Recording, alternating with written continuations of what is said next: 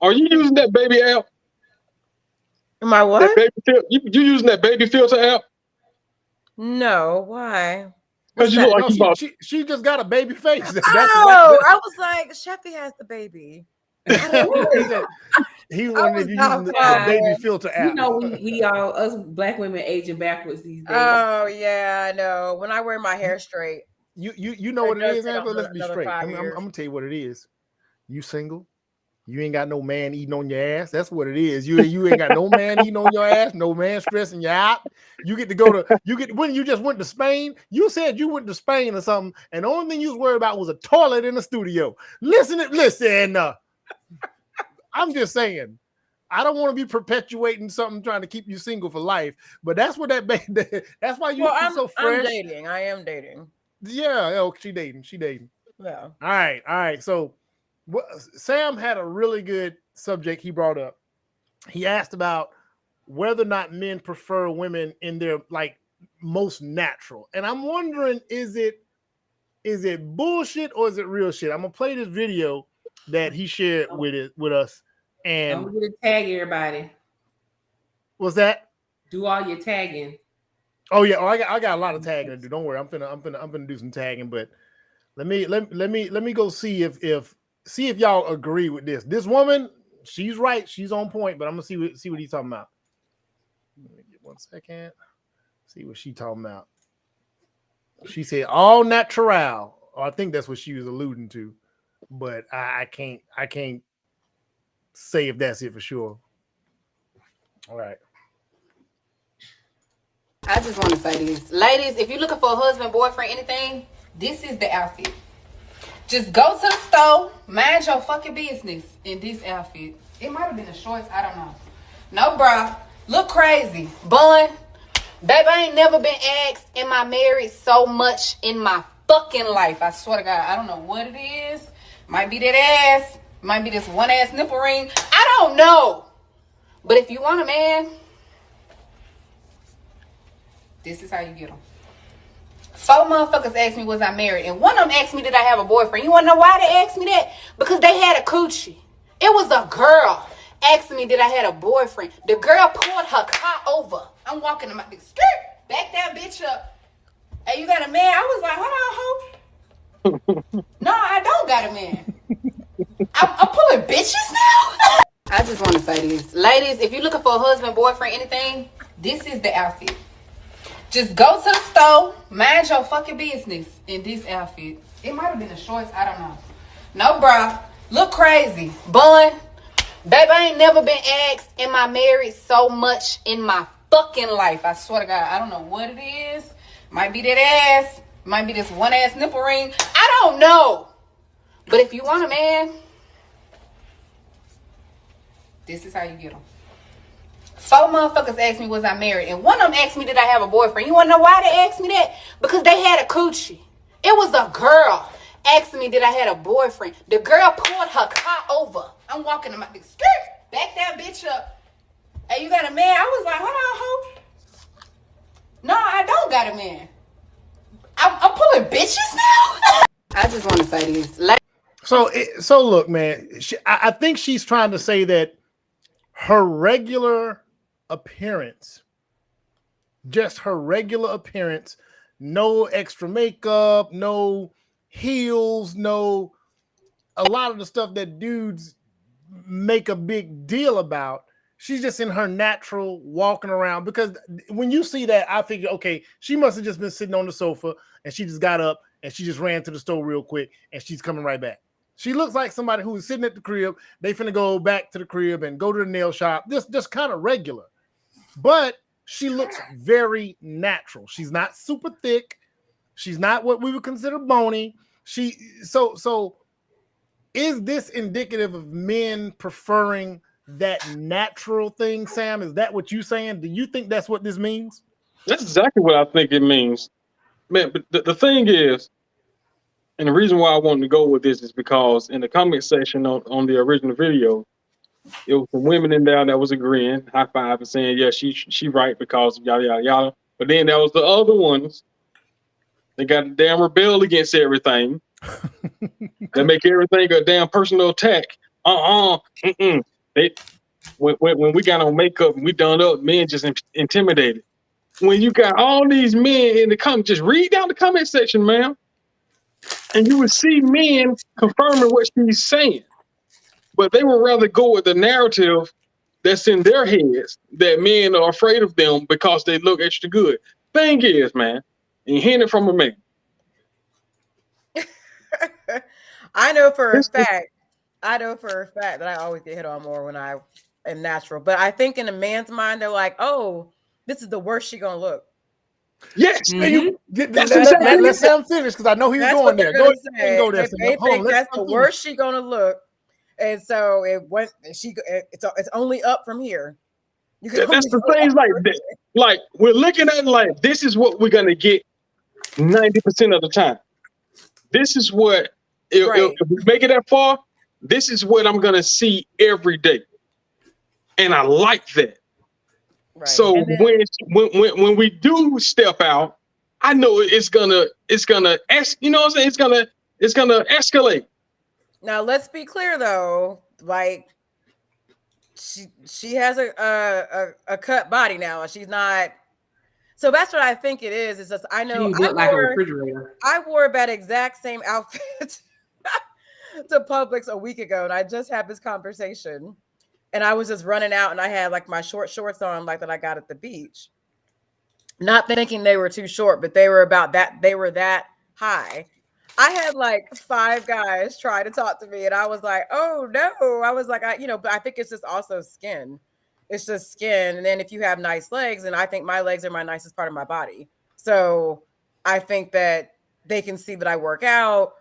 I have on short shorts, but at the same token, I had 3 women roll their eyes at me because I had on short shorts. I was like, oh, and I haven't gotten rolled eyes, and I don't know when, but I haven't worn short shorts like that to the store. Like I said, I wasn't even thinking. I was just like, oh, let me just run out real quick. And my friend was like, did you go to the store like that? I was like, yeah. She's like, those are really short.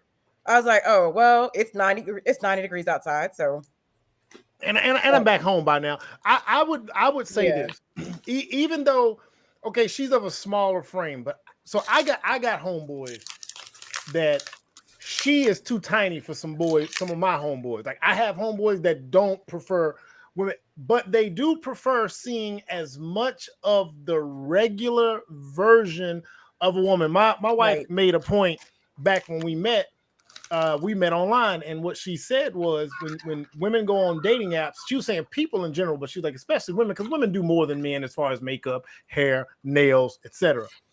She was like the most basic pictures, have those first, and then maybe have 1 or 2 where you're done up, because again, it's absolutely true. When men see the worst version and we like that, Frank ain't lying. It's like everything is up from there. So if we like what you look like in a slave braid and some shorts and a goddamn tore up shirt, man, we like, oh man, we know when we ask out to dinner and she put it together. But Manuel, she still looks cute though, meaning like she has on something that looks decent, because some women go the other. Yeah, she's not raggedy. Yeah, Yeah, she's I not want raggedy. to be clear that Yeah, no bonnet. Like I'm not wearing no bonnet. I'm not wearing no house shoes. Like my mom will come and pull me out of the store if she ever saw me wearing that shit. Yeah, in no the bonnet, store, no house out in shoes, no public. bonnet, no So, house shoes, no pajama pants. You know what I'm saying? yeah, But you can't wear that. This is like, oh, I'm not trying to look cute, but I put on something halfway cute and I'm going out. But yeah, right. but just know that if you wear house shoes and pajamas and stuff like that, like men are not going to approach you with that, nothing like that. with that kind of stuff on, because then you just look raggedy, like, or like you didn't care about your appearance at all. Yeah. I'll never forget a dude hit me up in my inbox, and he said, I've been watching you for a while, and he's like, I'll be looking at your selfies, and he's like, this is my favorite picture of you, and he tagged one of my pictures. I was in the process of straightening my hair. I had half my hair in 2-strand twists. The other half was still all dried and shrunken. And he was like, that's one of my favorite pictures of you. I'm like, what? Listen, I look terrible. Let me tell you something. Let me tell y'all something. I'm not lying. I promise you I'm not. I don't know what it is. I think it's something primal, right? Mm. And especially for a black man, I can speak on this. That kinky hair, when it's just a little kinky and it's a little froey, you know what I'm saying? It's a little, you know what I'm saying, maybe even a little matted. You know what I'm saying? Matted? Oh my God. I'm going extreme. But you see she has a naturally cute or pretty face. She has decent skin, or you know what I'm saying, she cares about her skin. And the hair is not, you know, it don't have to be all laid and fried and all that, but it's just there. And you be sitting there like, I don't know what it is, but girl, you can come just like that. Come as you are. You know what I'm saying? Just come as you are. Don't the Bible say something about coming as you are? Half my hair done and half my hair like, no. Yeah. I was actually embarrassed. I was trying to show the shrinkage that I experience when I do my hair. He was like, "That's my favorite picture of you." Man, listen. There's been years, or there's been moments of me sliding them DMs because I saw some froze or saw some Afro puffs or something, and I'm like, look at that, just a little Afro puff, just some Afro, just something. Man, but sometimes we do, but like when we do go out and we dress up, it's not necessarily always to attract the opposite sex or someone else. Sometimes you just like to feel good for yourself. Right. I think sometimes people get that misconstrued, like, oh, when they're saying, well, man, we don't need all that. I'm like, oh, I'm just going out because I just want to look good for myself because I like the way this dress makes me feel. It makes me feel sexy. It's got nothing to do with attracting somebody else. Like, I mean, if I do, like, yay, you know, but that might but when I got with my married friends, they don't go out looking janky. They dress up and look nice if we're going out for a dinner or a birthday dinner or something like that, you know, but they're married and they're not trying to attract anybody. That's just called like honoring your appearance, like taking some pride in your appearance. Like you just don't go out. Remember back in the day, like way back in the day when people used to fly and fly like old school, like absolutely. They had dress code. Yeah, like women had to wear like long skirts and this and that and little like whatever, like people took pride in their appearance when they went out and just in public. So I think a lot of women, sometimes we're just doing that for ourselves. We're not doing that always to attract. And sometimes I think not to say that men in particular can be full of themselves, but sometimes they can be. They do. Oh, of course. Oh man, listen. Like, oh, I just want to be sexy. Yeah, no. Fellas, don't listen to her. Don't listen to these women tell you at all. Irrational confidence wins. Is always for you, Bo. Listen, if I seen something looking good, my corny ass might even say something. Girl, I know you did that for me. Just as corny as hell as I can be, knowing good well she ain't gonna do but laugh me off. Like, boy, get out. Boy, I wasn't studying you. Yeah, you was. Come here. Let me talk. Well, I know matchmakers. That's one thing. When I used to work with a matchmaker a long time ago, I'm still friends with her. She specifically said, like, yes, the natural is good and stuff, but if you're out and about, you definitely want to keep your appearance up because, you know, more of whoever you're trying to attract will be attracted to you. But that also not only goes with dress, it also goes with smiling, having a warm demeanor and stuff like that. Like all those things go together. So I know matchmakers definitely say, hey, when you go out, like step it up a little bit. Don't look like you just rolled up out of bed and rolled up into here. Of course, the women that are more dressed up, more made up, when you go out, they're typically going to get more attention when you're out, like in a more social setting, not the grocery store, but the social setting. And then, so I just think it is all depends. That's the for thing. Me, it's been the opposite. It's been for me. It's been the opposite. When I show up to an event and all I got on is some lip gloss and a cute dress, I get way more attention than if I came in there with a full beat. Yeah, I don't always wear a full beat of makeup. I'll definitely do my own, like just a little bit, but I think I do think it's harder when there's a lot of women. I think also in the grocery store, it's less intimidation. So if someone shoots you down the grocery store, like the only person that heard it was the bread aisle. Right. Nobody else heard anything about it. So I think when men have to approach somebody in a social setting and there's like 20 women all cackling around, they're like, oh God, is she gonna like, you know, that you know what that mean? That mean they just ain't initiated. Those are the uninitiated, because the most initiated of us that done took them L's in front of everybody, homeboys, family, friends included. You don't give a damn. You walk into the line. You walk into the line. That's good to know. Yeah, you walk into the line. I The do beauty feel about like I that get is it, approached way more in Home Depot and Publix and Kroger. I do yeah, get this is approached true. way more than compared if I go out to, I don't club anymore, but if I Yeah, go you do. out Bro. to, Yeah, you you do. said what? Nothing. He said, "Yeah, you do." I'm But I'm the Oh I'm beauty telling no, y'all I right about don't now. go getting turned clubbing. down, I don't do that the anymore. beauty about getting turned down in a group of women, you may get turned down from that one you was trying to talk to, but one of her friends gonna hit you up. Yeah, you know, y'all. Well, we've covered that one. Can you holler at the friend if you've expressed? I don't think that's ever happened, but I don't think I would entertain that because I just don't even want that energy in the room. You know what I'm saying? Oh, okay. You know, now yeah. That's always one of them things, man. Like, even if I try to shoot my shot at you, hold on, that's a lie. I try to look as mean as possible, and they still try to holler. Somebody said Because they know we looking mean on purpose. They know girl, it ain't about shit. girl, why you looking mean? Come here, girl. Come here and put a smile on your face, girl. That's Unc Some right of there. them mean faces be cute. See? Yeah, but then that goes back to the whole thing when guys come to me and say, like, and I think it's just a line sometimes. They're like, why don't you smile? I'm like, look, You'll never say that, man. I'm in my zone right now, but This is my face. That's what I say. This I is my used to face. not like when men, I have to be honest though. I used to not like when men would come up to me and be like, why don't you smile? And I still don't like it 100% because I'd be having a bad day. Someone could have passed away. It could be all kind of things that are going on in someone's life that they might not be smiley. However, because I teach classes for pole and I just have a lot of women, it is so off-putting when they're frowning and this. I'm like, okay, we're supposed to be in a happy place. Now, granted, it's a happy place, so I would think that you would be more approachable, but body language does make a difference on whether people in general are going to approach you. I swear to God, I'll be up in Whole Foods and everybody asks me, do I work there? And they're like, oh, you look like you work here, you're so smiley. The way for dudes to get around that, though, instead of asking that question, just crack a freaking joke. Always. The funny dude always winning. He always winning. Is she frowning? Oh, girl, you smell that too? And you be In like, there. what? What are you talking about? What are you talking about? Yeah. So simple. See, and that's why I said, and see, that's why I don't co-sign the idea of my woman never sitting there looking at her phone time. Who the hell you laughing at? I ain't cracked no jokes in a minute. You don't follow me on social media, and I know you ain't on my YouTube. So who the hell you laughing at, giggling and sniggling at who? Nope. I'm telling you, the funny guys are the ones who get it, man. Laughing, draw just slowly into now with every little sniggle and giggle. No, I don't play that shit. No. Yes.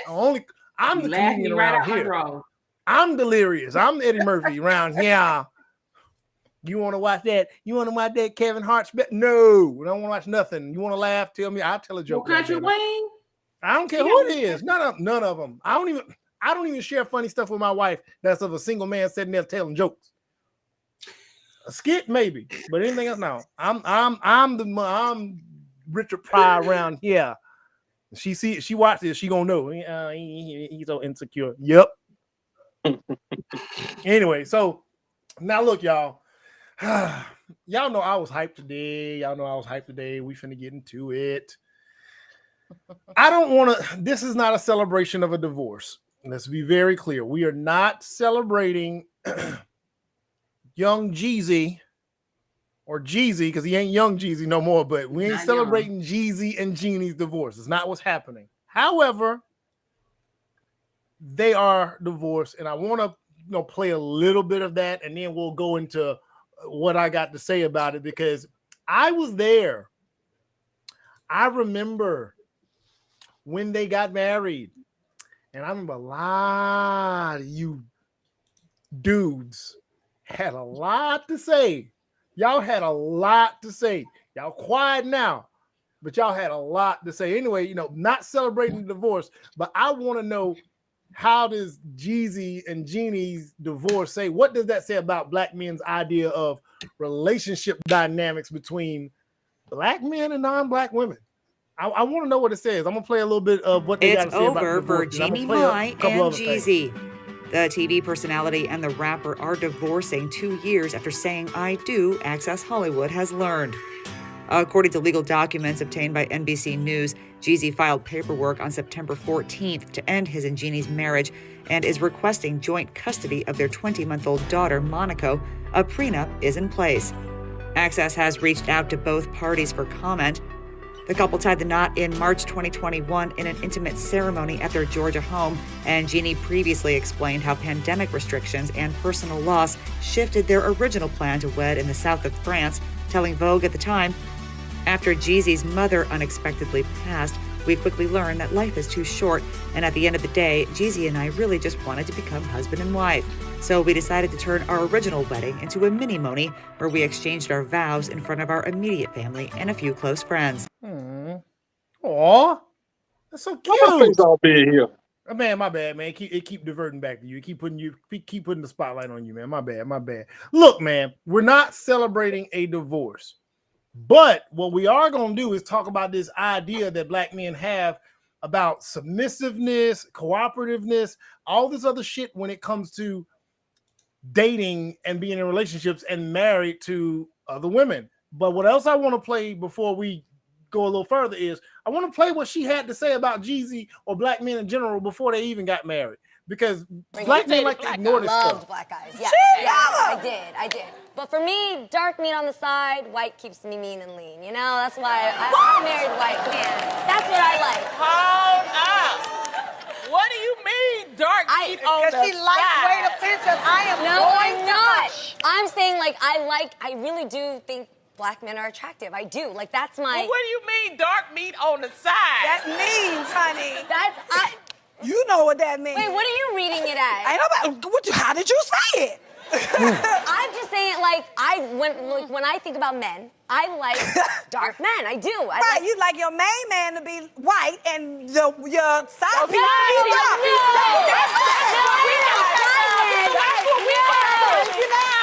That is not what I mean. Jeannie, explain what you mean. Okay, what I meant is, like, I used to date black men, okay, and I think they're attractive. But what I decided to stick to, because it just kept me happiest, was my man, Freddie, who happens to be white. Are you sure? Yes! Okay. I dated an Asian man once. You did? Oh, my God. Yeah. How did that go, Lonnie? Yeah, because he had a Chinese restaurant. That's why I dated him. I had all the free beef and broccoli I could eat. I was with it. She decided to flip that shit around. Somewhere, Jim Chung, I'm going to find you again.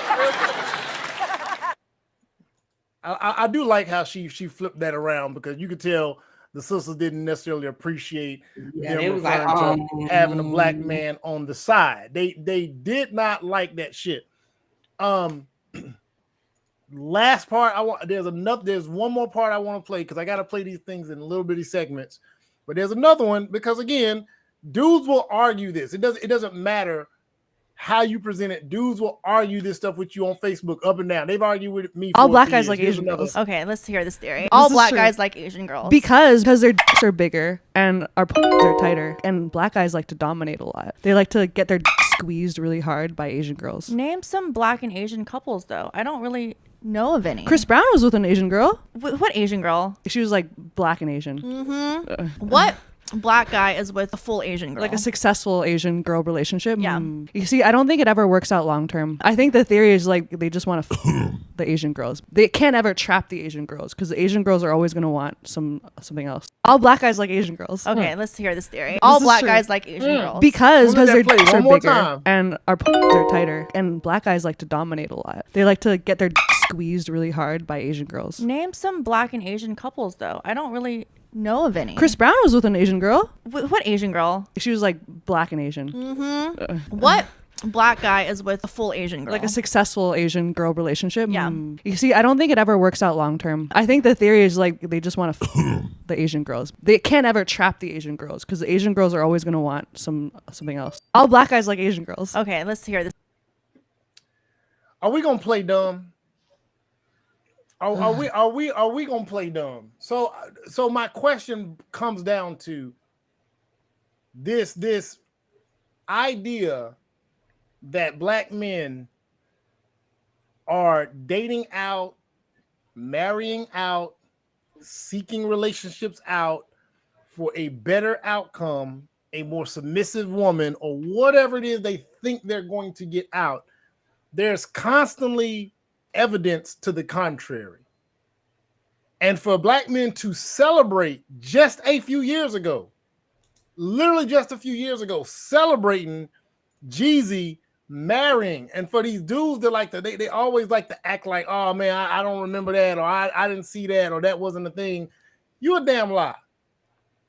That's a lie.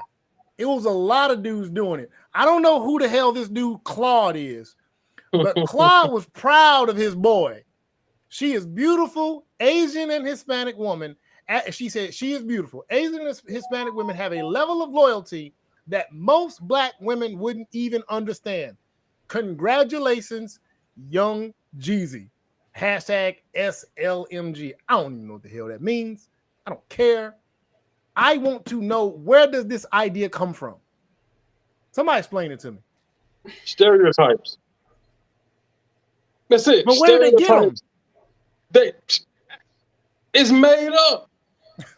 Because the niggas who say it, I guarantee, have no long-lasting interaction with the Asian community. Because nigga like Claude ain't never left his state. You know. And that nigga probably live in Detroit. So they get these theories off of stereotypes that's just made up. Anything that's not black is submissive to them type of niggas.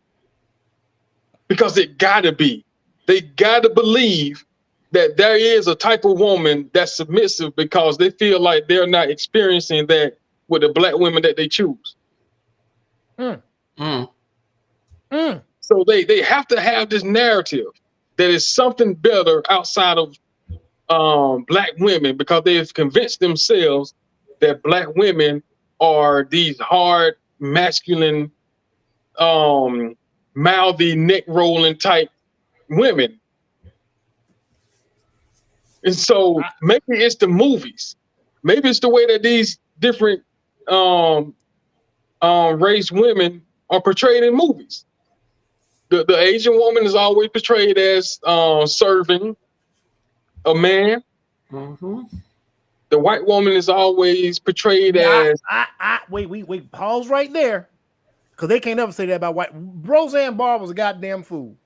Peggy from Al Bundy's wife was a goddamn fool. We have never had even a pop culture reference of a white woman in our lifetime. Fucking Lucy was not submissive. This narrative, I don't know. We kind of do. Archie Bunker's wife, Edith. So we look how far back we got to go. Edith was the only one that allowed Archie to beat her down. It has been so long. There's no representation, even in popular culture, of this idea. So it again, I'm leaning into what Frank was saying. You dudes have made this up in your brain. You can have woman after woman of multiple cultures come forth and say, no, we're not having your shit. They will say it. Dudes be like, man, it's still better. It's still better. You still don't got them issues. Man, go to Africa. Go to the Middle East. Man, you still don't have them. Motherfucker, if you go to the Middle East, like everybody in the Middle East is under the gun. Everybody. So let's squash that. Not only that, you niggas ain't finna go to the Middle East and live. You're not finna go get up and relocate. Not really. You're not really finna do that. And you damn sure better stay over there if you go over there, because you bring them back here, they're gonna quickly realize they have rights and they have agency of choice, and they're going to choose something that aligns with their preferences. So this idea that any woman of any group is just naturally going to lay down and be agreeable and be with your program and possibly split a 50-50 lifestyle with you is nuts. It's not like that. It's not like that. Again, it doesn't matter how many videos I've posted. Several videos. I mean, hour long, 30-minute long, 20-minute long videos. I done tagged all the passport bros and all their friends and all their associates and all their acquaintances, and they still walking around like, no, man, it's better. No, man, I'm just telling you, it's better. That's what I know. You don't know shit. Go prove it. And this is the other part. all you dudes on Facebook, some of y'all, I love you to death, and we disagree, and we agree to disagree. It's been, I don't know how many years, y'all still on Facebook talking the same shit about women abroad and getting married and the number of men doing it. And none of y'all, like not a single one that I have argued with, not one has got married. But you know how many black men I've seen get married to black women in the amount of time you Negroids have sat there and ran your mouth? I'm telling you, if I was to scroll my page and just put married in, it's just going to trickle with brothers I've met over the years from Atlanta to Dallas to the East Coast, the West Coast, the North, the Midwest. Brothers just getting married, staying married, getting married, staying married. And they're getting married and staying married to sisters. And oddly enough, for you niggas to talk all that shit about Russell Simmons and Sierra, they've lapped Jeezy and Russell Jeezy. Wilson. Lapped them. They've lapped them. Several kids, several years. Lapped. The simp. The square. The sucker. They've lapped them. So y'all got to quit spinning this bullshit narrative. But I got more ammo. I want to let the ladies give their take. I'm going to keep cooking. The biggest thing I see is that the cultures that these people are talking about are systematically patriarchal.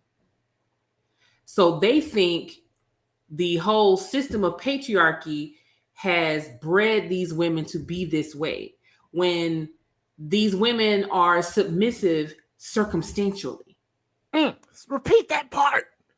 They're submissive circumstantially. So if you change their circumstances, you're not going to get the same level of submission.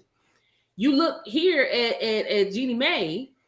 Yes, she was the beautiful Asian girl that everybody thought was so submissive, but of course the documents and everything that have come out, and even her herself admitted she was a handful and was really like, trying his patience and expecting him to control her. That whole thing that they say black women do all the time, like, he got to handle me kind of thing. So the whole he got to handle me mantra that men are thinking is synonymous to black women is actually synonymous to Western culture. We just had a whole conversation about how the black culture is monetized by other cultures. So if this is deemed to be something that is traditionally, quote unquote, black women's a black women's thing, but you got all of these people running around trying to be black women, what do you think you're gonna get? So it's purely circumstantial. Number one, her circumstances have to be in the right frame, and the other piece is you got to be that guy. And that's the thing a lot of men are missing. Well, this culture isn't submissive enough. Blah blah blah blah blah blah blah. Sir, it's you. It's just you. Do women still do this? Do women do that? Yes, we bathe men. We wash their feet. We cook for them. We clean for them. We come through the door. We putting hair up. Yes, we do it. It's just not you. You're not the guy. So I think a lot of men, instead of looking internally and looking at, okay, well, why can't I pull the type of woman I'm looking for? And a lot of reason why a lot of these men can't is because they don't have any self-control. They don't have any power of self to even be able to lead anybody else. You can't lead yourself, sir. How are you leading somebody else? So they don't want to admit that they have a deficiency. So the deficiency then turns around, well, it's a black woman problem. Let me go date another race. But the other race just as Western as we are, baby. The one thing the United States exports, listen, let me tell you what we're not exporting. Not cars, not steel, not food. We don't export anything but culture. Yep. That's it. The rest of the world sits back and says, what is the U.S. doing? And much to their own dismay, they don't like it, but they start adopting our ways. You start seeing them moving and grooving. That's what we export. We don't export. I don't know what good. Somebody find a good that we don't export bananas. We don't export wheat. We don't export meat. We don't export a goddamn thing but culture. We're number 3 in the world in cars. Okay. What about tobacco? Nah, the best tobacco definitely comes from South America, I think. Mm-hmm. Well, y'all welcome Blue to the show. We cooking a little bit. we cooking a little bit. We cooking a little bit. I'm kind of hyped up, man. I'm kind of hyped up. You gotta introduce yourself to the class, Blue. Hello, everybody. I am Blue Jay, also known as Out of the Blue, and you came out of the blue too. Yeah, exactly. I'm living up to it. I am. It took me 20 minutes to figure out how the hell I accidentally denied the permissions for the app, and I did not know how to undo it. I'm like, fuck. So I'm here. You good? Well, welcome aboard. If you see the question along the ticker, I was asking, if this divorce between Jeezy and Jeanie, what does that, how does that represent the black men that were so celebratory of him marrying out? You know what I'm saying? And we're talking about these ideas that they have about everything outside of a black woman. And I've played a couple of videos. I'm going to play another one real quick that further demonstrates what we're talking about, even outside of the West, though. Even outside of the West, right? I'm going to go there. I'm going to go outside of the West, then I'm going to come back to the West. I'm going to go to this Chinese lady. I've played this Chinese lady before. I'm going to go to this Chinese lady right here. And I want y'all to tell me what's submissive about this woman. What do you want? Tell me what you want about this woman right here. Video's loading. Stand by. That's all right. Technical difficulties. Yeah, don't worry. She's Don't jump up in get there. with Chinese women. We are next level crazy. King your car is elementary, and we are PhD, permanent head damage. Look, she already got that face. Y'all think we picked you because of love? That's cute. By the third date, we've already mapped out the trajectory of return on investment. And my friend, you are the single stock. Genetics, hair, check. Highest education, college, loser, short sell. Massive debt, but a doctor. Long-term investment, exercise and hold. By the time we moved in together, your favorite shirt is now my kitchen cloth. All of your entertainment is shut off from 10 p.m. to 6 a.m., just like the Chinese TikTok. And don't even think about surprising us with expensive gift. We're just gonna make you return it anyways. Finally, your ability to comply will make you slumdog to a millionaire in less than 2 years. You're welcome. White women wishing to be Putin's mom is a joke. And his invasion to Ukraine is a big fuck you, mom.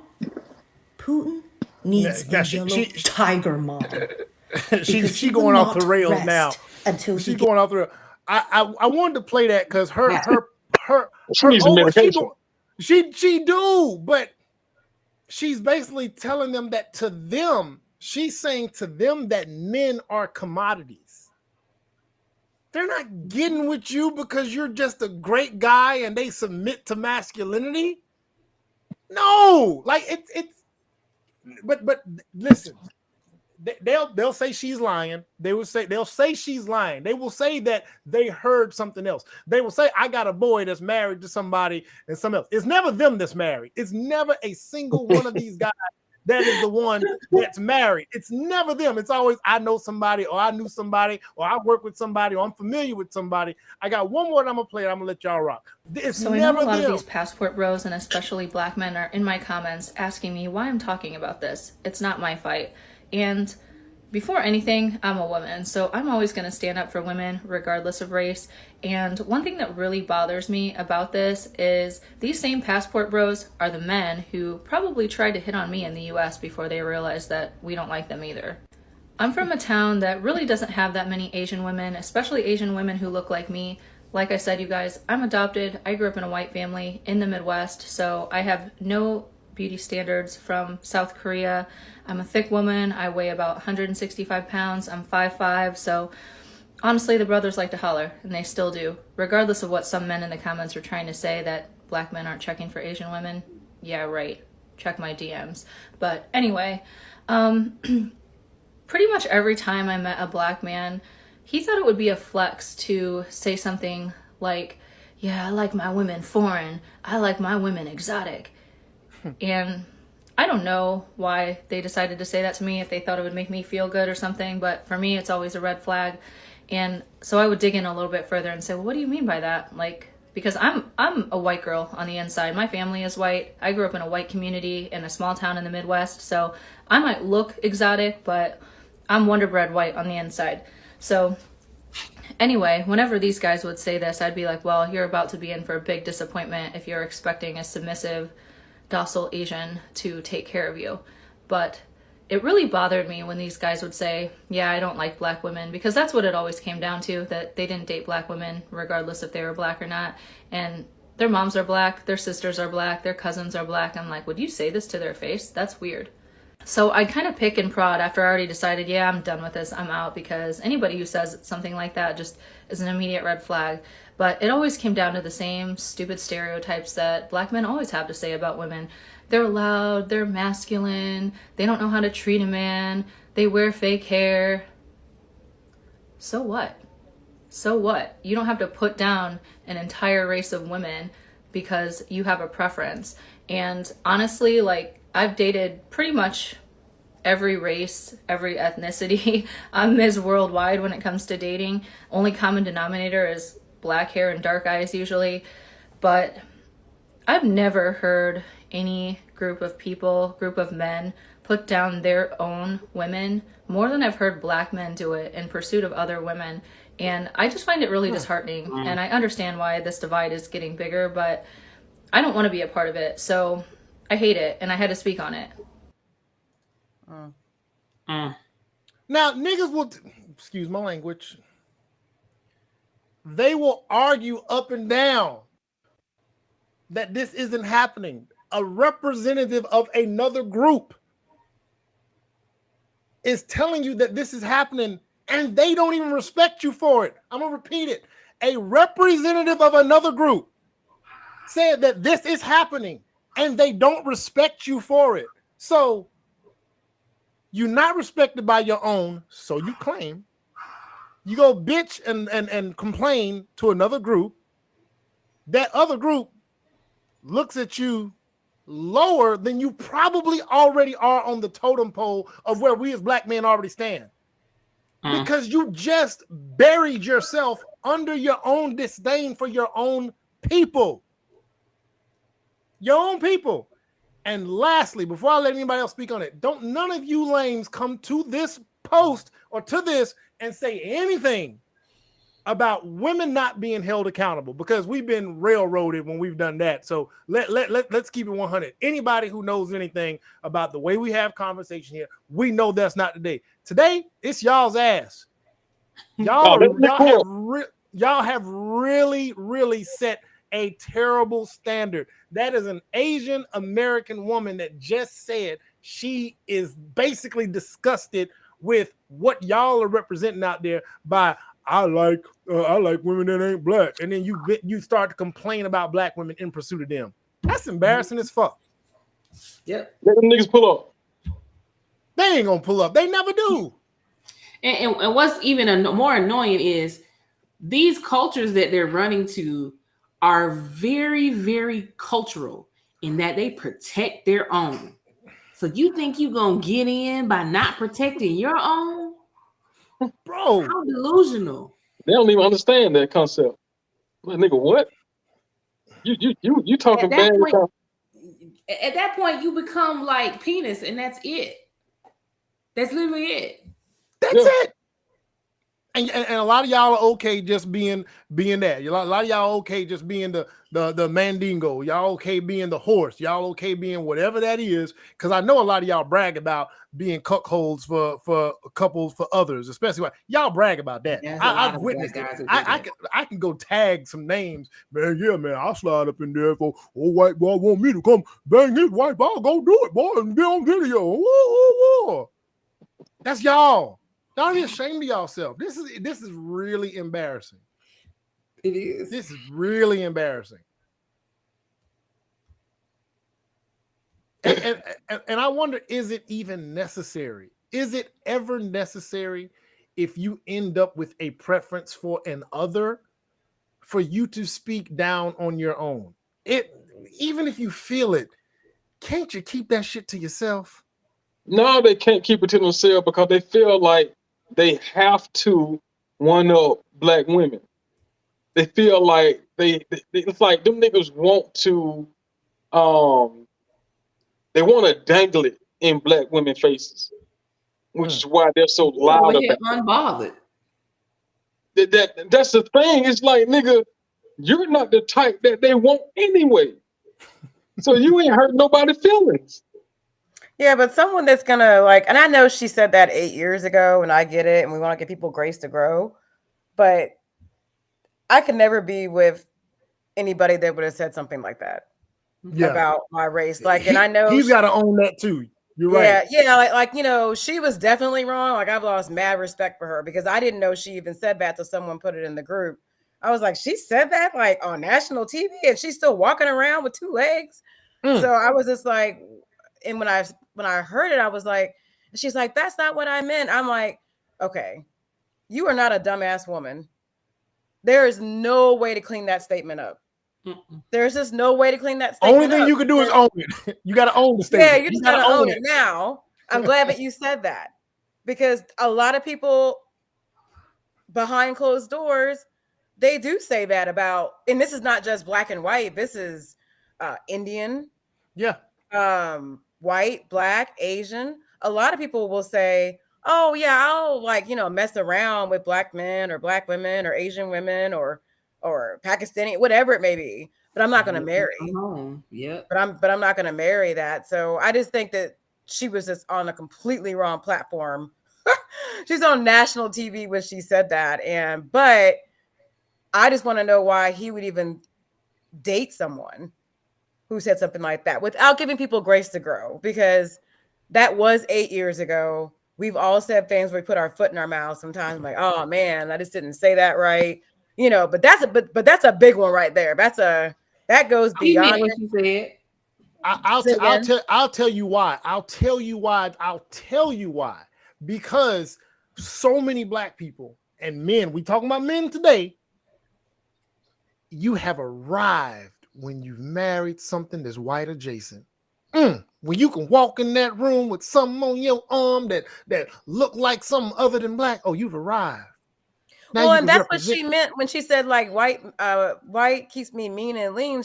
She was already elevating. She was already absolutely she was. That's exactly what she meant. That's not what I meant. Like, nah, bitch. That's what you meant. That's what you meant. You mean that white is that right. Black men are a side thing. Like, there's no other way to take that. I just think I don't know what she was thinking. I can't believe she gets fired. I can't believe she's still walking around on this earth. And nobody has attacked her for saying something like that on national TV. Like, that is like a horrible thing to say. It's because black men, a lot of black men believe this. Like, it's in their soul that if I can marry other than my own, I can now be looked at as something on another level. It's ingrained in white supremacy, and it's in our culture that any association, the most association that you can have with anything other than black, elevates you. So you're now here. Now they're gonna look at me different. And so I genuinely think, everybody will say, man, it could have just been love, man. Love. Man, get the fuck out of here. I don't blame, man, it's a business decision. He made a business decision. And he thought, you know what, this ain't a bad business decision right here. I saw that shit she said, but you know what? Cool, it's all good. I'm me. I ain't just a regular dude. I'm me. So I'm on the level anyway. So I'm marrying up. I'm married. That's what it was. And that's what we've been conditioned to believe, that it's okay. So that's why he sidestepped the comments and said, I'll go ahead and marry her anyway. Man, some niggas are hell bent on being accepted. And they think by attaching themselves to a white woman, an Asian woman, or any woman that is looked at, that is part of the race group that is looked at as an affluent race group, if they can attach themselves to that, then they've made it. You know, they're in the circle. They got a seat at the table. So, Who that? Is that Lauren? That's me. Loren has entered the chat. I have something to say. All right, hold on. Let Frank finish real quick. Then we'll let you get yours in. Let you get it in, and then we're gonna let Blue get it in after you. So I'm just gonna go out on a limb and maybe I don't know Jeezy. I only listen to the nigga music other than a couple of songs that came on the radio, but I'm not gonna use him. I'm just gonna say black men that has gained a level of notoriety, the ones who prefer the others. They feel like they have transcended niggerdom.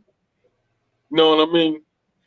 Like I'm not a part of those black people. I don't identify with those black people. Those are the commoners. So I'm up here now. So I need a woman that is suitable for up here. And what we've been shown for centuries is the white woman is up here. Asian women come under them because of their economic status. That makes sense. Yeah, no, absolutely. And she's both. I think she's either Hispanic. Was she Hispanic and Asian or white? She's a mixture of some stuff. You know what I'm saying? I was gonna ask that. Is that she didn't look? Yeah, I don't know. Maybe she is. Maybe she. And I don't want to speak. Who doesn't? She's from Taiwan. She's Taiwanese. Okay, I thought she was someplace because she has more melanin in her skin. Yeah, so that's why I was like, she's not like Korean or nothing like that because her skin is not pale, and so I figured it was more Pacific Islander or somewhere, over there, more on the island side of it versus. It's honestly not even about her, and it's honestly not even about Jeezy. It's about these niggas like Claude. These niggas like Claude right here. Claude. Claude is the embarrassment. Claude, I'm proud of you, boy. I'm proud of you. You sound like, bro. I can't see. I don't want to get if I get into character, it's gonna sound bad. No, go ahead. No. Fresh and Fit. They did that shit. Look, you can't go into racial characters. That ain't gonna work out well. I'm just saying, he sound like a damn fool. He sound like I'm proud of you, boy, and she is beautiful. Asian and Hispanic women have a level of loyalty, and most black women would never even come on, bro. Go ahead, Lauren. Give us your thoughts real quick. All right. So I got a couple of things. First of all, I want to say regardless of what's going on right now, why they got married, all this other stuff.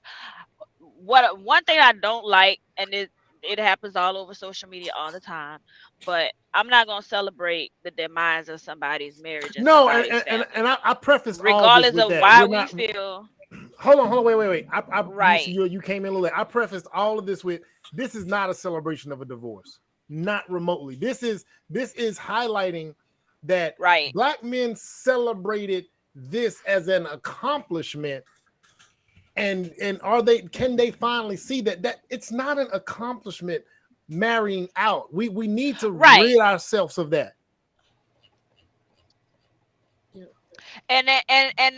So that's my next thing. And this is this status right here that you're showing is a perfect example of what I wanted to talk about. Because he's saying, oh, she's beautiful. Asian and Hispanic women have a level of loyalty that most black women wouldn't even understand. Let me address a couple of things. First of all, that's so delusional. So delusional. First of all, some of these other races of women, the main difference between them and black women is our voices, and that's something that we cannot help. They have a little bit of a higher pitched voices, but their asses are unsubmissive, a lot of them, in a high pitched, sweet sounding voice. They are talking back. They're telling you what they're not going to do, but it sounds pretty, right? That's number one. Number two, this whole thing of a level of loyalty that most black women wouldn't even understand. Black women are extremely loyal to black men. To a fault. The level of self-hate, exactly. The level of self-hate that black men with this attitude display, because um black women, all of the same things that they try to say all these other races of women do, black women do all of that and more. And what y'all do is y'all are dismissive of what we give y'all, of the loyalty and the love and the faith that we have in y'all. Y'all are completely dismissive of that. Y'all abuse it. Y'all ridicule it. Y'all actually ridicule it and make it look like, oh, like what our level of loyalty and faith and love is something to be looked down upon, like we doing too much. And then y'all go to these other races of women, and everything that we did that y'all ridicule us for, and then leave us, and a lot of times making us single mothers before y'all leave. Y'all go to these other women and y'all praise and uplift all of the same shit that they doing that we did, that y'all didn't appreciate, just because they have another skin tone. Hold on, let me And pause. that shit right there let me is pause out of real line quick. and out of order. Here's what I find baffling, just baffling. I don't know how many brothers done said, "Oh man, going on South America, but getting Latinas, man, Latinas, but getting Latinas." They have a higher out of wedlock rate than black women here in the United States. You are going down to the countries down there, and you're getting somebody's baby mama. Let's be clear. You are not going to get a born again version down there. That part. You are not going to get somebody who doesn't have a child. You're going to get somebody who's got a baby daddy too, and maybe more than one. Stop and playing. Those women are probably looking for a come up too. I think they're not. Of course, they're looking for like who has the deepest pockets, who's going to be able to take care of them. That's a totally different set of, like, I don't think people understand like that, because we're in America, that how there's the rights of women in other countries are very low. They're still low. Like, and I think people don't understand that even in this country, like, I think it was like the late 70s, women were actually allowed to get a credit card. The late 70s in the United States. Wait. I don't think people understand. Hold on, wait a minute. Yeah, people don't understand. I can say now looking forward, now being in this situation we in now with Amazon and all this online order and all this goddamn shopping, and every time I show up, there's a package on the damn front door. I wish they would have held credit cards until damn year 2034. I'm gonna be straight up about it. I don't need nothing. Y'all don't need nothing else. Y'all. You know what I mean. So I'm just trying to say that we couldn't even get a house or anything in our name unless we were married. All right. Don't need none of that. We couldn't get anything until we were married or nothing. So some of that should I have think stayed. over like in Saudi Arabia, like they just were able, was it to drive a car or something like that? It was just like a year or two ago. Oh Lord! Hold on, wait. See, you making arguments for them now. So what's they accident rate No, I'm over not there? making arguments for them. I'm saying, of course, the women are they got their hands out. They have their hands out. So they're not marrying you because, oh, you're so great. They're marrying you because they want to get out of where they're at and get into your pockets. So men have to just kind of decide what they want. Do you want someone, and it's okay if you don't care about a woman actually loving you and actually wanting to have sex with you because they actually want to, Or do you want a woman telling you, oh, I only fuck you on ABC, anniversaries, birthdays, and Christmas? Which one do you want? Because I know plenty of women who say that. They're like, oh, I only fuck him on anniversaries, birthdays, and Christmas, because they don't have any desire to be with that man besides what he can provide. And some men are okay with that. Some men are okay that they're with a woman as long as she's submissive. But but submissive is that's a whole nother conversation about. I really do feel when women are given the space to be submissive, they will be. They will be automatically. I think it happens automatically. You just shut up and you're like, okay, yeah, that's fine. But if you are acting goofy or something ain't right, or if we can't communicate and have a positive conversation, without you getting mad at me and stuff, then we get, then it comes off as we're being combative or we're being not agreeable and stuff like that. Like, just because we have to discuss something doesn't mean that we're being argumentative. We're having a discussion. But they're treating those women differently, and that's why they're getting. Hold on, we got a new guest. I got to give Blue an opportunity. She been waiting over here in the corner. She been waiting over here in the corner, patiently with her glasses on. Go ahead and get your shit out, Blue. Go ahead, because I know she got something. First of all, you already know how my platform is and the argument that I have on a daily basis.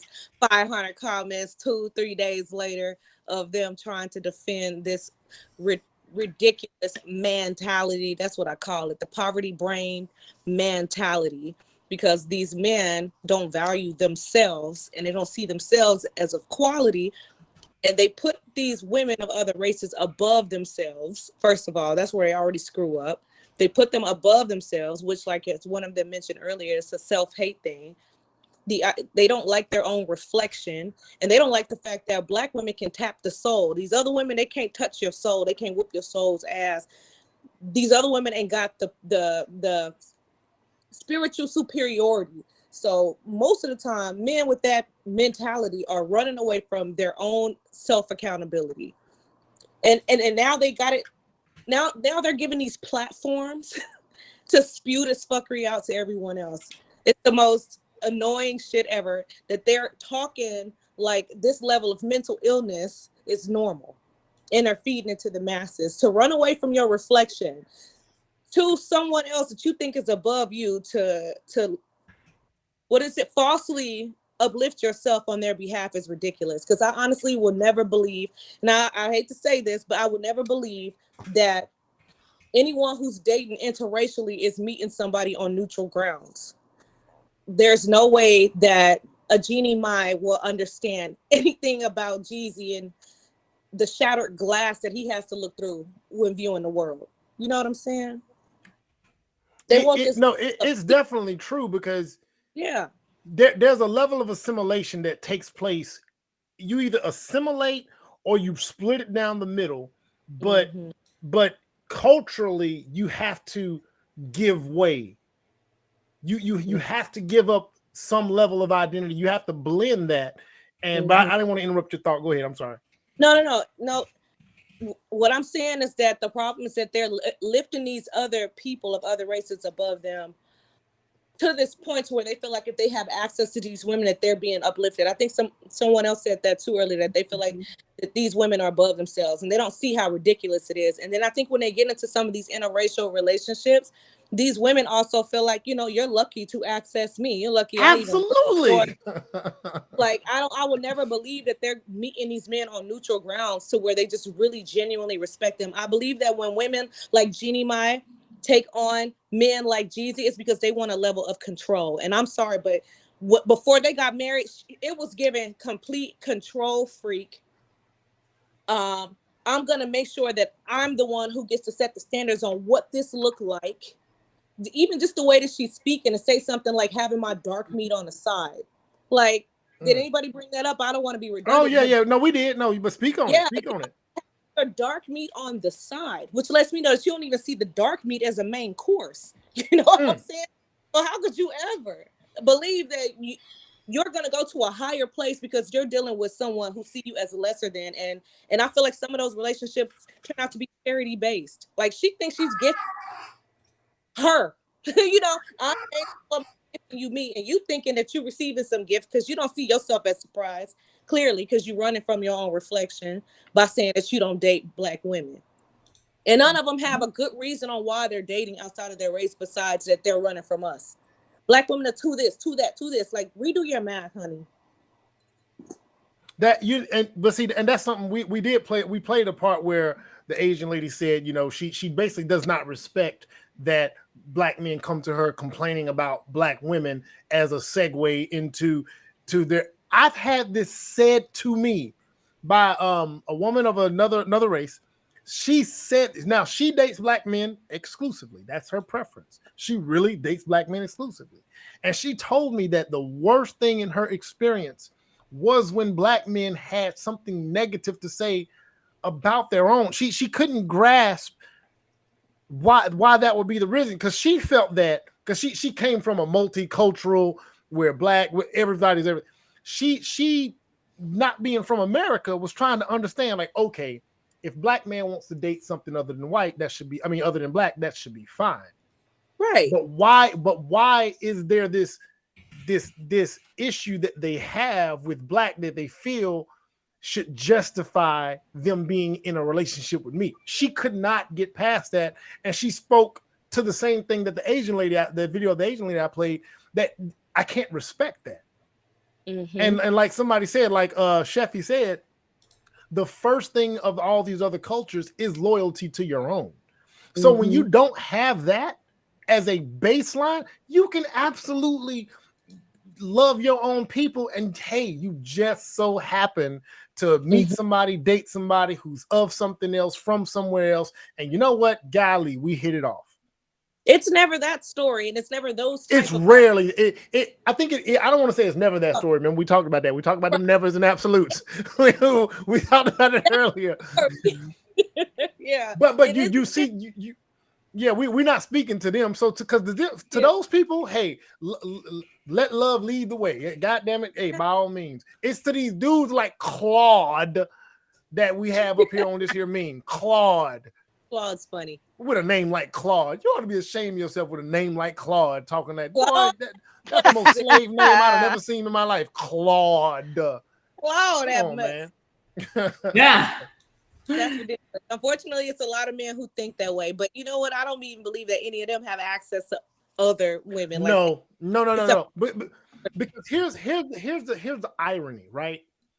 When you talk to women of other groups, and you start to hear what their standards are for dating and relationships, they are just like everybody else everywhere else. If it's a very attractive woman in this day and age, she wants a man on a certain level of attraction. If she comes from a background where the man is the breadwinner, she expects you to be the breadwinner.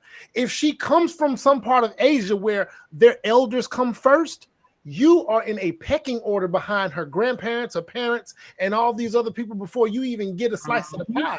So there's all these things intermingled in that you have to fall in line with. You just don't get to one up the situation because you're a black man and you prefer something other than your own. That's not gonna work. They really don't think that they come from this, like they're the same Americans, especially the ones that travel them, and they say, you know, American women are this, American women are that. You are absolutely, without a shadow of a doubt, the same exact product produced by America. What makes you think that you running your American ass over to somebody else's soil is going to exclude you from the shit that you're talking about Americans? Because they're well traveled. They're well traveled. well traveled and well learned. We're stuck and can't afford $100 Spirit ticket. American women. That were born of an American woman. Watch yourself. Like, how could anybody even, like, how could any woman be flattered or feel good about herself dealing with someone who thinks that way and they come into you with that mentality? It's crazy. There's no way they do. So I do have a question for y'all. So based on what y'all seen as far as the type of men, y'all said a few times, you know, that the type of men who talk like this or who represent like this, there's some similarities. They're not that guy, right? I want to know what those similarities are as far as y'all see it. I'm gonna play a video from a lady. It's kind of funny. I'm gonna play this video, and she talks about men that express those preferences. And I want to know if her video aligns with what you see with these guys that so express these preferences. See, I don't even like black girls, but for Zendaya, I might want to give her a chance to run away before you approach, or like a chance at a head start to asylum. Cause see, I like white girls. Okay, they like you too, or like what breed are you? Like half black, half white? No, half black, half Calm down, Tycoon. Just a question. You know what I'm talking about? You always got an attitude. Just no fucking class. See, I don't get no lip from white girls, literally and figuratively. But like, I'm not just gonna date like any old white girl. Like she still gotta have like the tan skin, curly hair. Like think black, but not. Definitely not. And like on a bad day, maybe I settle for like a Madeline Klein. If I'm down bad, maybe like a Madison Beer. But like every race got their different requirements. Like that's just, you know, for the white girls type shit. And if she Latina, she gotta have like a big, juicy, fat ass. And if she Asian, she gotta be thick. Like all my bitches gotta be 10s. All your bitches. All of them. Real shit, all of them. Anyway, thank you for choosing Arby's. You gonna see it pop up on the screen? Yeah, I seen it. Here's your receipt, and remember, when you're starvies, come to Arby's. Yeah, I'll definitely keep that in mind.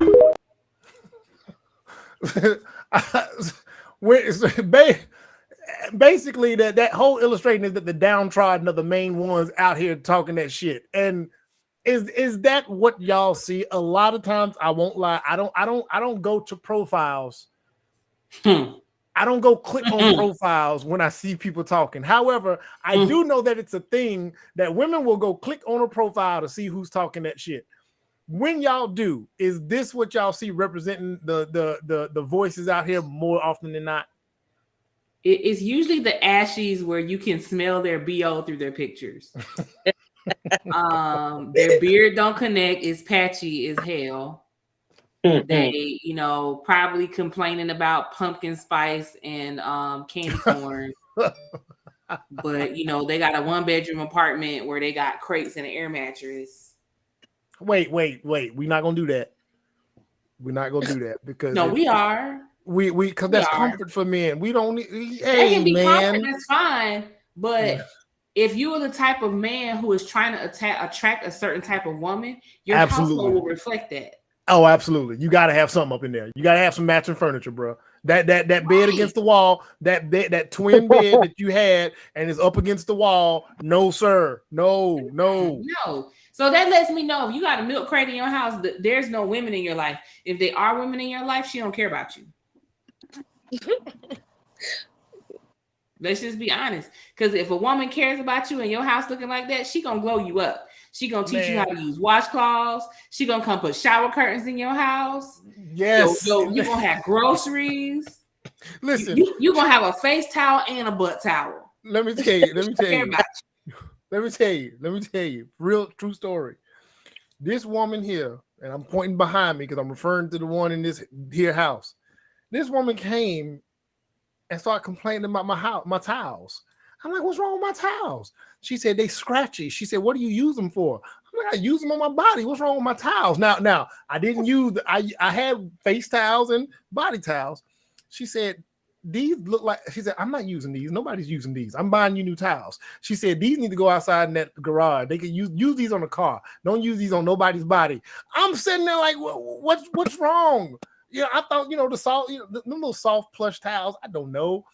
I thought that I didn't know it was that big of a problem. My daughters came back the next summer. Who bought towels? We know you didn't.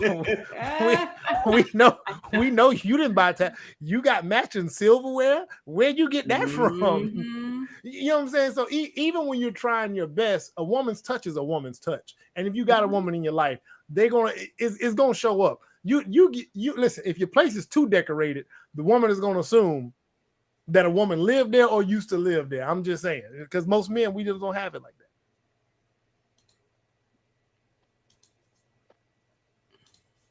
We still dragging clout. Yeah, we do.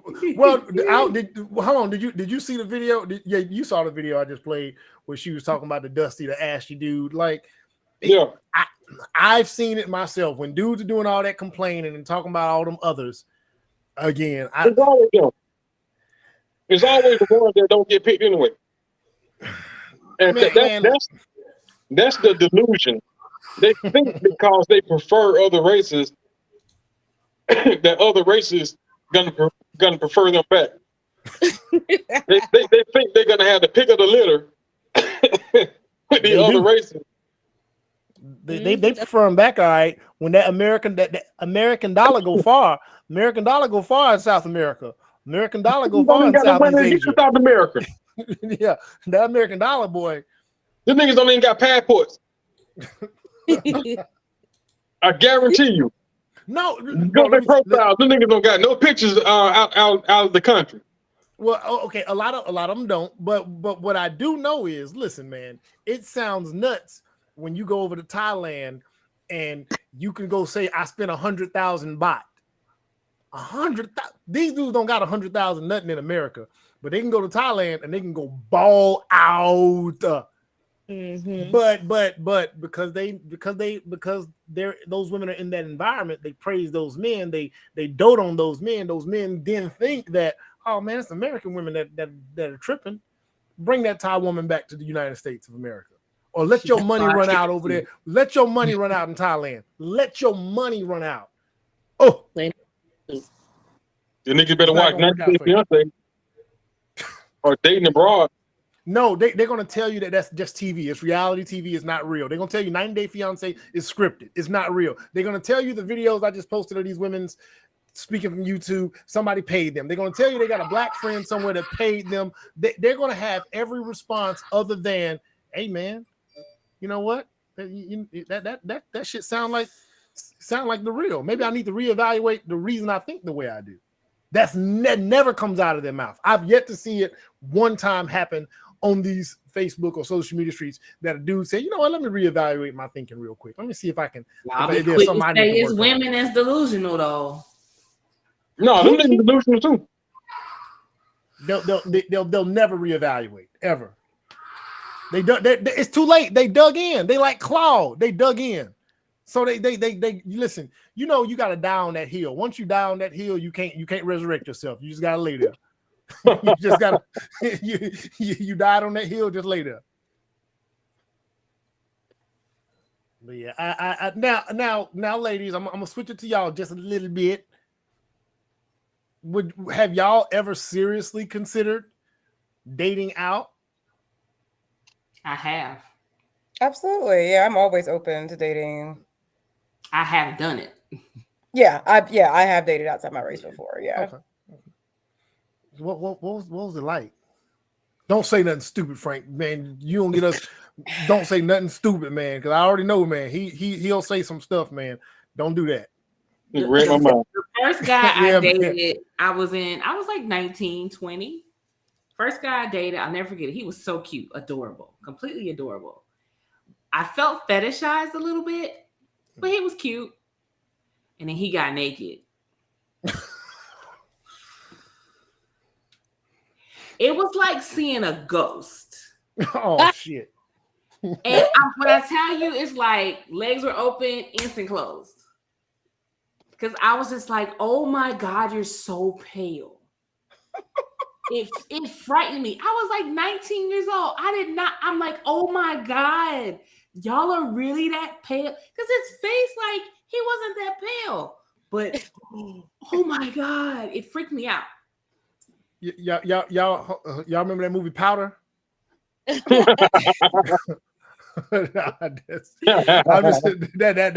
just came to mind. That's my white homeboys don't take that personally. Y'all know, white guys know they be having the little sleeves like from here and here. It's all kind of sun touched, and then when they do that, it's kind of like they got a white shirt on underneath. Yes. So I freaked out, and it was like instant, like, nope, I'm good. Don't want to do it. Nope, nope, good. The second time, I ended up dating an actual racist. Oh my God! Wait. Yes. What? So he would always say, I don't really see color, and I was in my like late 20s, so I was still kind of exploring myself. He's like, yeah, I don't really see color, blah blah blah blah blah. So we ended up like dating for a while, and we lived together. I moved to Oklahoma City, and he'd be like, yeah, I wish your butt was a little bit smaller. I wish your hair was straighter and you had bigger breasts. So I was like, wait a minute, you want me to be built like Pamela Anderson Lee or something? He was like, oh yeah, she's perfect, but like with your skin complexion. So I'm like, you don't like none of the stuff about me that's black other than my skin. So that let me know right then and there I was fetishized. And then like his mom, we had a conversation about something, and his mom said, "Oh yeah, I've always known my son's a narcissist." And his dad was like, "Oh yeah, me too." And I'm sitting at the table like, I mean, I figured it out eventually. And then he's thinking like, wait, y'all think I'm a narcissist? Like everybody's at the table like, yeah, you didn't know? Like, we were surprised you brought home a black girl. You're kind of racist. Wow. That is mom and dad. That's were great. like, we were surprised. But yeah, it really turned out he hated everything that was like the black traits of me. He hated them. Every last one. He wanted me to have plastic surgery to remove stuff. Whoa. Son of a bitch. You done lived you a little life there, Chef. Go ahead. And I ran back home like, like Forrest Gump ran. You would never part. You just gone. But I ran home fast. Got me to I ain't looked outside of Black Men since. What about you, Angela? You said you said you have, or you were willing to? Oh no, I have. It was more so when I was younger though. So the first guy was white. I was mad at him though. It was like our senior year. It was like the last week of school. And then we always used to fuss in AP English, or not AP, or advanced English, whatever English class we were in. We used to go back and forth like that. And then like for 2 years. And then we got to like the last week of school and we were somewhere and he kissed me out of the blue. I was like, what are you doing? He's like, I've always liked you. And I did not know. I was so mad, but we were both going to college. So there was nothing I could do. So I was kind of mad, but that never panned out. I didn't get a chance to explore. I think he was going like across the country somewhere. The second guy, very nice gentleman. I will say, of all the men that I have dated outside my race, they were, and I'm not saying that black men are not. I think it's the ones that I came across. So let me be clear. But the one white guy I dated, really, really nice. I really wish I could have gave him a chance. I was just getting over somebody at the time. So he met me at a bad time, but he brought me a whole bouquet of flowers. He drove all the way down to Fairburn, Georgia. He's all the way from Buckhead. So he drove. Oh, that ain't far. He picked me up. Well, but still, back then it was far. He picked me up and then took me to this really fancy restaurant here in Atlanta. Spent like $250 and then drove me back. And I really thought he was going to ask me to like come in, but he didn't. He was like, I had an amazing time, blah, blah, blah, blah. So I was mad about that because he really romanced me. What would you finna do if he let you in and come about you in the house, girl? Tell him what you gonna do. There wasn't gonna be nothing in the house. But that would have been regardless whether it's black, white, whatever. It wouldn't matter. Like I just don't want to sleep with someone on the first date. Oh, okay. Oh, boo. Yeah, no. You know what? He was so nice. You keep letting us down. You a pole dancing studio owning, dancing, everything, and you just keep letting us down every time. You know what? And then the other guy I met was in Mexico on vacation. Super nice. He bought me flowers in Mexico. He paid for dinner. I mean, so I will say, like, the guys that I've dated outside of my race, I have definitely been like wined and dined to the point that I didn't even know that people did that. I was like, oh wow, like, and you're not expecting anything in return, or but I've dated, but I have to say the only men that I've ever gotten flowers from have only been white men who have brought me flowers on a first date. I have to be honest, but I know that black men do it though. I just personally have not experienced that yet. And I've definitely had black men try to do Dutch and approach me with all that first. So I know Sheffy's like, oh my God. But yeah, but like the whole let me spend $300 to $400 on you on a first date, that's definitely only been from other races of men. But that is my experience. But I know that is not specific to it. I think it just depends on how the man grew up. I think if their father showed them how to date properly and stuff like that, then they carry those same characteristics. I just think I happened to meet a bunch of white men who happen just to like to really wine and dine someone on a first date, versus with black men, I feel like sometimes I did have to be like, okay, are you going to plan it? Are you going to do this?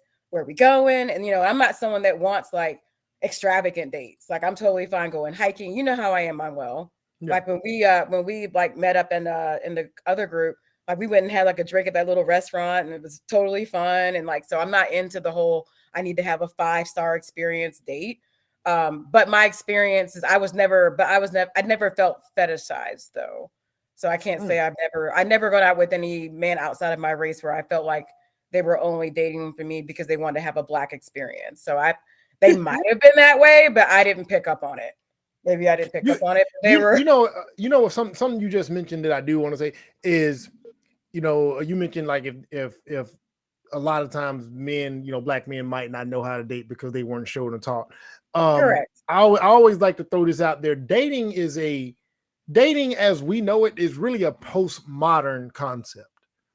Because when I look at it and I think about it, like my elders, like how did I figure it out? And I saw my dad go out with, my stepmom and my mom. I heard about that. I witnessed that. I witnessed my grandfather go out with my grandmother. I witnessed a bunch of husbands taking their wives out. I never witnessed dating, and we didn't necessarily have conversations about dating, but what was understood as a young man, I just understood that if you asked a girl, this was all the way from young, if you asked a girl to go somewhere, the elders, my elders, those men said, you got money to take her somewhere? You got money to go somewhere? You got any money in your pocket?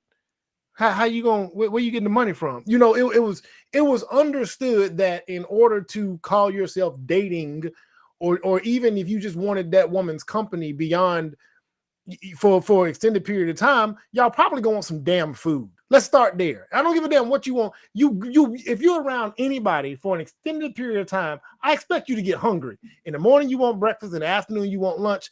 Nighttime, you want some damn dinner. So it was very, very basic of a concept. But I will say, I do think we're still figuring that out. Well, I think culturally, white people date differently. I'm just being honest. I feel like they just date differently. I'm not saying one's better or the other. So please note, I'm not saying that. I'm just saying that their approach to dating is just different. The way that they hang out is different. And I can speak on this because I actually have 3 white best friends. I hate to sound cliche, but I've been friends with them for years, 20 years. And the way that we all hang out, it's just different. The way that they do things. And there's nothing wrong with different. It's probably no different than how Indian people hang out. Like it could be anything. It could be any race. I think that's cultural. So I think I was just like waiting for the ball to drop is what the problem was. I was like, oh, what do I got to do? What do I got to do? And they didn't ever ask for anything. They never tried to sleep with me. They did give me like a kiss in the car. They're like, I hope I can take you out again. And so I've never had a negative experience, but I'm always going to be open to love regardless of Frank, you date like a white boy. Say again? I said, Frank date like a white boy. And I do want to say now, I saw my dad always court my mom. Right. Always. Right. So I saw that growing up with my dad. So I know that it really has to do with how you grew up. I really do feel that's what, whether you're white, Black, it doesn't matter.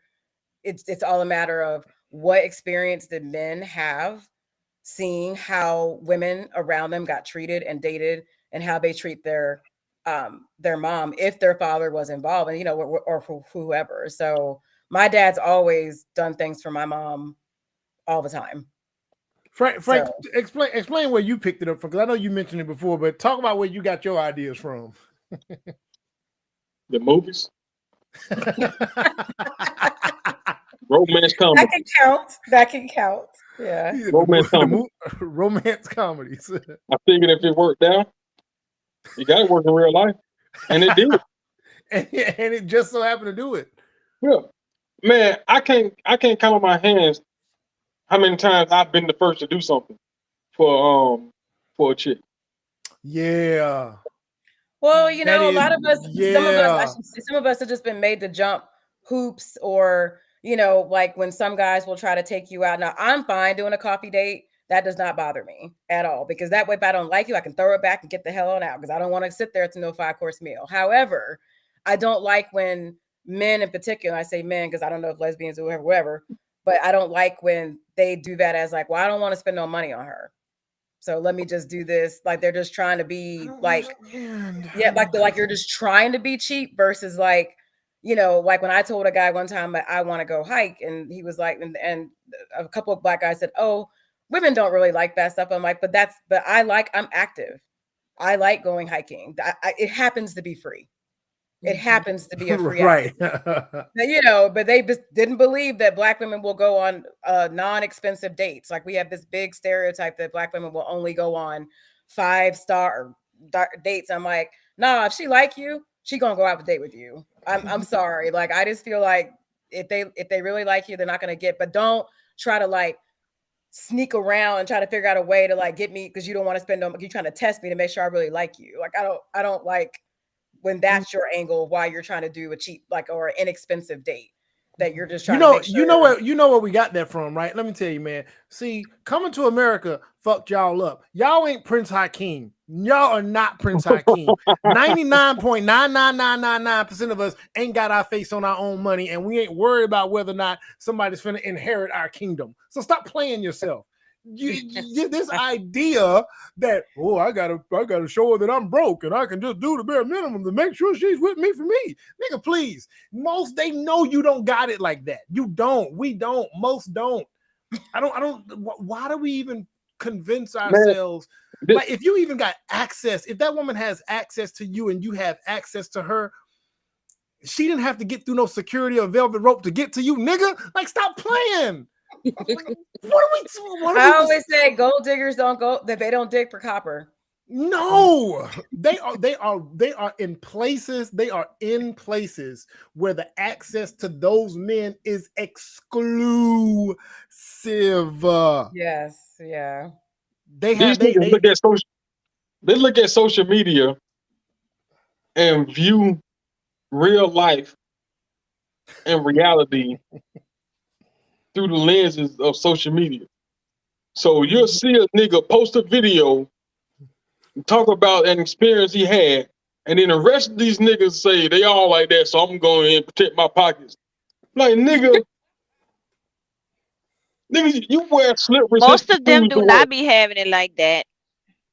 No, and even when they take you on a semi-nice first dates, you got to go on several dates with them to see if they can keep up what they started on the first date, because some of them be trying to impress on the first date, and then by the third or the fourth date, you see they don't have it like that. They cannot keep that up. Yeah. So digging for what? Digging for what? It's certainly not gold. I've never ever felt, and again, I've spent I don't know. I've spent a lot of money on dates, and I've spent barely any. I spent anywhere, but it's never been an agenda. There's never been an agenda as to I'm going to make sure I spend this amount to make sure I get the most for the least. That's and people like to people like to say, well, then that's because you've had all these positive experiences and that's unique to you. Again, and we've talked about this over and over again. Don't beg a woman to go on a date. If you've been talking to her in a DM for 6 months saying good morning, good morning, good morning, good morning, good morning, good morning, good morning, and she finally say, what you want? And you like, can I take you out? And she say, yeah. After you done said good morning, good morning, good morning, good morning for the last 6 months, she's probably bored, and she's just probably trying to say, let me goddamn see. If a woman will express genuine interest if she's genuinely interested. If you're a genuinely interesting motherfucker, let me say that again. A woman will express genuine interest if she's genuinely interested. If you're a genuinely interesting motherfucker. So that last part, say that again for the people in the back. So maybe you need to become interesting, and the way to become interesting, I'm gonna use that word again, is to be interested in some shit. Just interested in something. I know you like anime. I know you like to watch movies and find something to talk about other than Kevin Samuels quotes. The last thing you want to do is go on a first date and tell a woman, so what you think about Kevin Samuels? Nigga, that thing gonna draw up just as quick as you sat down. It's over. Ain't nothing you can do. Even if she respect or appreciated Kevin Samuels, the fact what you think about the red pill, what you bring to the table. Some of y'all show up on dates talking through memes, and that's not gonna work out for you. That's not the way it works. So I think dudes do themselves a disservice by not recognizing that their inexperience is it is a hindrance, but it doesn't have to be. Use your inexperience to your advantage. Use your inexperience to be creative. Like you don't know, so just start throwing shit to the wall, but go away from what these fools are telling you on social media. Man, you better not, man. You're gonna be used for a free meal. She just ate and she going over to the other dude house. Maybe she is, maybe she ain't. Man, you don't know what she doing. But sometimes that's just life. And stop putting Kevin Samuels quotes on y'all dating profiles, please. You said stop putting Kevin Samuel quotes on their date. When they say what kind of woman you want, I want fit, feminine, and friendly. They got fit, feminine, and friendly all up and down. Word for word. You gotta be fit, feminine, and friendly. It's like, so wipe left. Really? Ooh, they really putting this stuff on their dating profiles. If you're not feminine and you're not submissive and you're not this and that, just swipe left. Believe me, I'm swiping left because the energy in your bio is just off. Like, don't nobody gonna want to go on a date with nobody like that. Absolutely not. Absolutely not. So something else you said, we can sense what you said a few minutes ago about not having an agenda, right? Like we can sense when there's an agenda. We can sense when there's if the date is inexpensive or free just because it just happens to be, but it was something that was planned or it's something that you genuinely wanted to take me to do versus you just want and I've spoken about this before and people attacked me. Right now they're talking about, oh, no coffee dates. A few years ago I said I don't go on coffee dates and everybody came for me. The women came for me, the men came for me, everybody came for me because I said I don't do coffee dates. Here's the thing. There's been guys, like, you can just tell they don't, because I suggested other things that are free or damn near free and they didn't want to put you in your place. They want to do this like coffee or jamba juice, like literally. And this one guy tried it with me, like he wanted to go get jamba juice. First of all, I'm not stepping out my house to go get no damn jamba juice with you. I have a full weekend plan.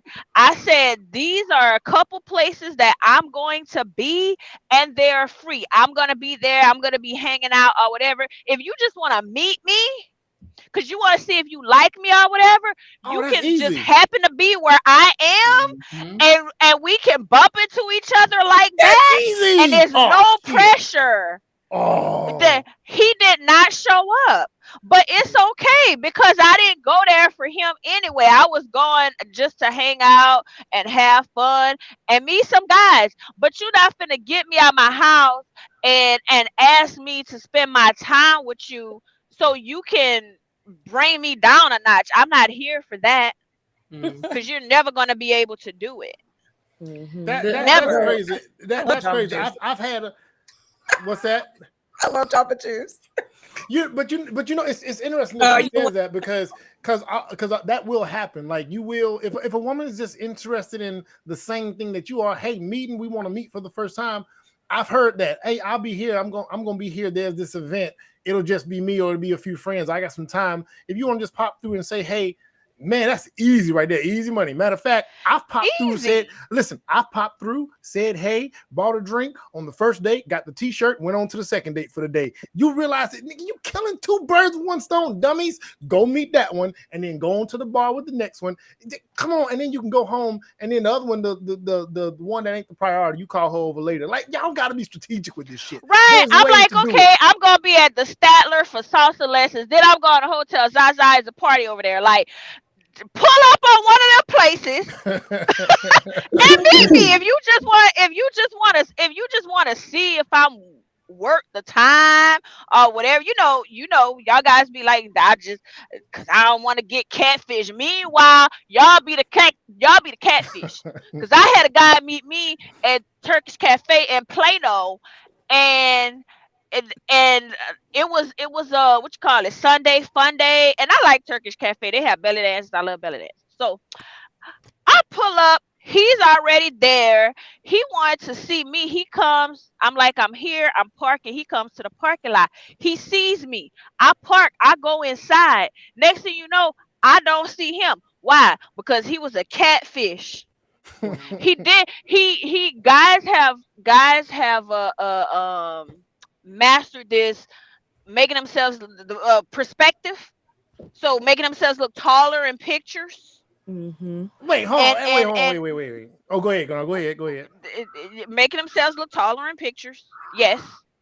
And then his photos were like, he kind of looked like his pictures, but not really. And I guess when he seen me, he was like, oh. And he couldn't hang. So he left. Y'all be the whole catfish out here worrying about if somebody catfishing you. Another guy did that to me before, and he had craters in his motherfucking face. You know what? I think people, there are a lot, like, for real, on both. People just got to quit with that shit. Like quit misrepresent. It's not gonna go well. The woman gonna see that you're not that tall. The guy's gonna see that you're not that slim. The woman gonna see that when your hat come off, you balding. Like all the things. You got a cone head like Neo. Yeah, like, man. Come on, man. Don't do that. You got on glasses. She gonna see that you cross-eyed. It's gonna come out. Anyway, I don't want to belabor this topic too much because I got to get on to the next, because Tyler Perry. Listen now. For years we were. Tyler Perry to stick to movies and plays. Listen, movies and plays, Tyler. Hell no. Now, for years we were telling y'all we don't like his movies, his plays, and how he represents black men. We don't like it. We don't like it. Well, finally, Tyler Perry that came to black men's defense. He done came to black men's defense, and I want to know how y'all really feel about what he got to say about this here. A lot of women, especially black women, and I might get in trouble for saying this, but I will. In our society right now, black women are making a lot more money for the most part than black men, right? There are a lot of black men who are successful, but for the most part, black women are making the money. So if you can find love, if that man works, at whatever job and is a good man and is good to you and honors the house and honors his wife and does what he can, because his gift may not be your gift. Exactly. That is okay. That's not somebody who's beneath you. Yeah. That's somebody who came to love you at your worth, right? Yes. And as long as he's secure in himself to know that, yep, she makes most of the money, all I can pay is the light bill. As long as she's comfortable enough to say, I'm going to cover the mortgage and all the other stuff, you've handled the light bill, baby, you can take me to dinner every now and then. That is fine. Yeah. That's fine. Yeah. But that's so hard for a lot of people to take in, because that means, no, I need somebody to, they need to make 5 times more, and I got to have, go on, keep your list, baby. Yeah. God bless you. Hope it happens. Go on, keep your list. But when you talk about just someone to love you and support you, I know people whose men can't touch what they make. But when you see them together, that love, that support, that I got you, babe, it's a beautiful thing. It is. So one thing I take issue is, I want to know what y'all think is the problem with what he said. But one thing that I take issue is there's a bit of a misconception with what he keeps saying, or a lot of people are saying, and it is not true. Statistically speaking, factually speaking, no, black women do not out-earn black men. That's not true. Now, black women do earn very close to us, and there are a lot of black women that do earn black men. So it's because that keeps getting repeated. And if I had the time right now, I would pull up the statistics behind it. But black women and black men, 43. Yeah, it's it's a difference. That we're both at the bottom. We're both at the bottom. Let's be clear about it. But But it's this disparity.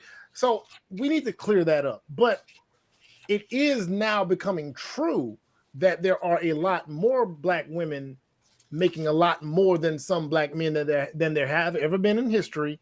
And yes, indeed, in the households, there are black women that out earn black men.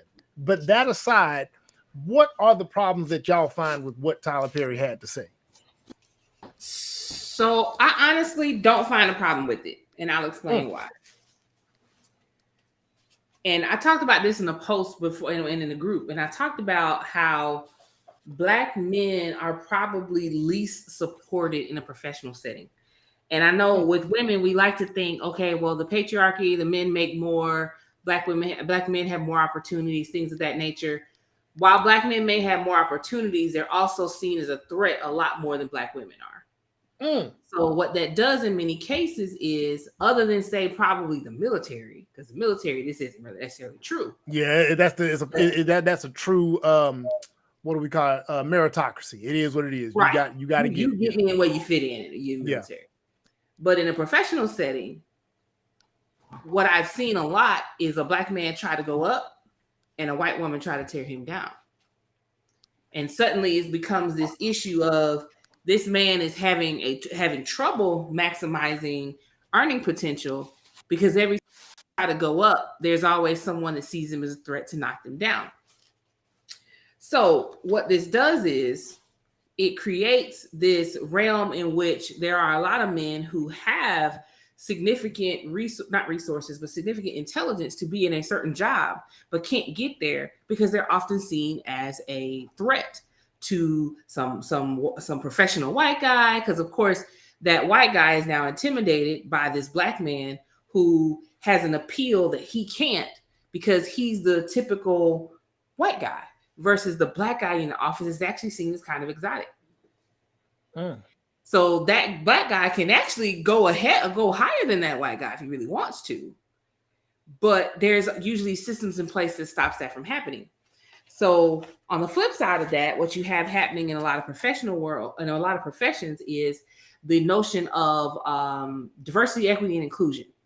The way they usually typically try to solve this is by hiring a black woman, because not only have you gotten the gender, you've also gotten the race.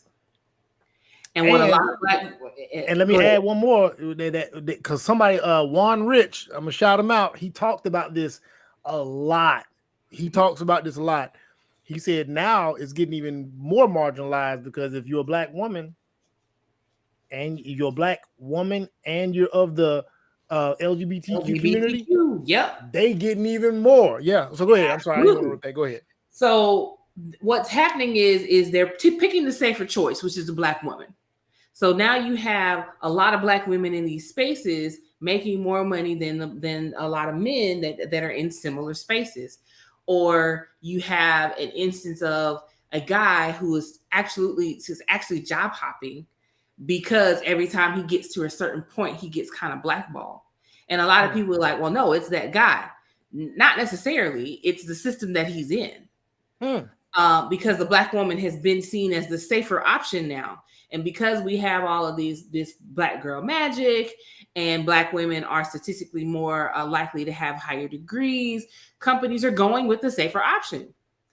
So when you have an instance where what was previously the issue in which the system was designed to keep black people down in general, now the system is doing exactly the same thing, but in a professional setting, of when they remove the black man from the home, now they're removing him from the job market.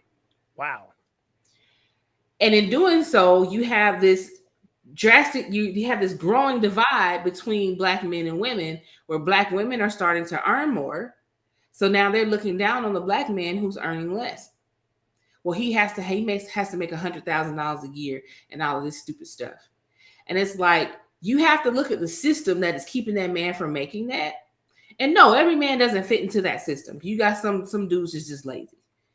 You can tell those guys though. Their red flags are a mile away. They probably smoke a whole lot of weed and then say they can't get a job, but they can't ever stay clean either. So, things like that. You can tell. So we've put all of these arbitrary, since now that we as women have been able to get to a higher standard, a higher place, we're now trying to turn around and say, okay, well, Black men, you have to have these standards too. You have to be at these certain places too, without realizing the system that is designed to keep him out of those places. And we have replaced him in those places because we have been deemed to be the less combative to work with. So if I'm in a situation where I'm with a man who makes less than me, and 9 times out of 10, the guy I date is probably going to make less than me, I'm much more concerned about, is he happy where he works? Or is he bringing home stress? Because if you bring home stress, you're stressing me out. So what do you want to do? I want to, I want to teach. Okay, well, let's get you what you need to do to get to where you need to go. Or, I want to open my own mechanic shop. All right, let's do that. For me as a woman, it's less about this arbitrary number. Because I make over 6 figures and I feel broke half the time. I know I ain't, because I just be spending. I ain't gonna lie. Yeah, but got them credit card they gave y'all and Amazon and everything else need to go back restricting y'all. I mean, hey, them reward points be nice. But when you factor in that there's a system that has gone from dividing the Black family by doing it through the government, they couldn't do that anymore. So now they're doing it in the professional spaces.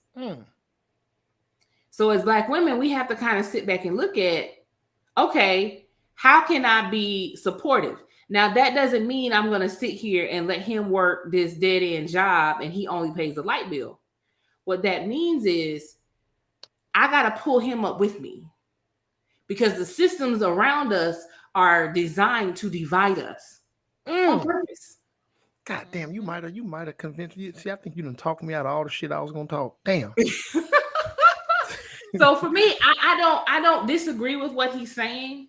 I think contextually he was a little bit off. You just provided some really good. You just provided some really good systematic, cultural, professional context that I definitely wasn't considering that shit, because I'm sitting there saying, all she got to pay with light bill. What the hell is that? I was ready to go caveman, like, no, hey man, hey, do what you got to do.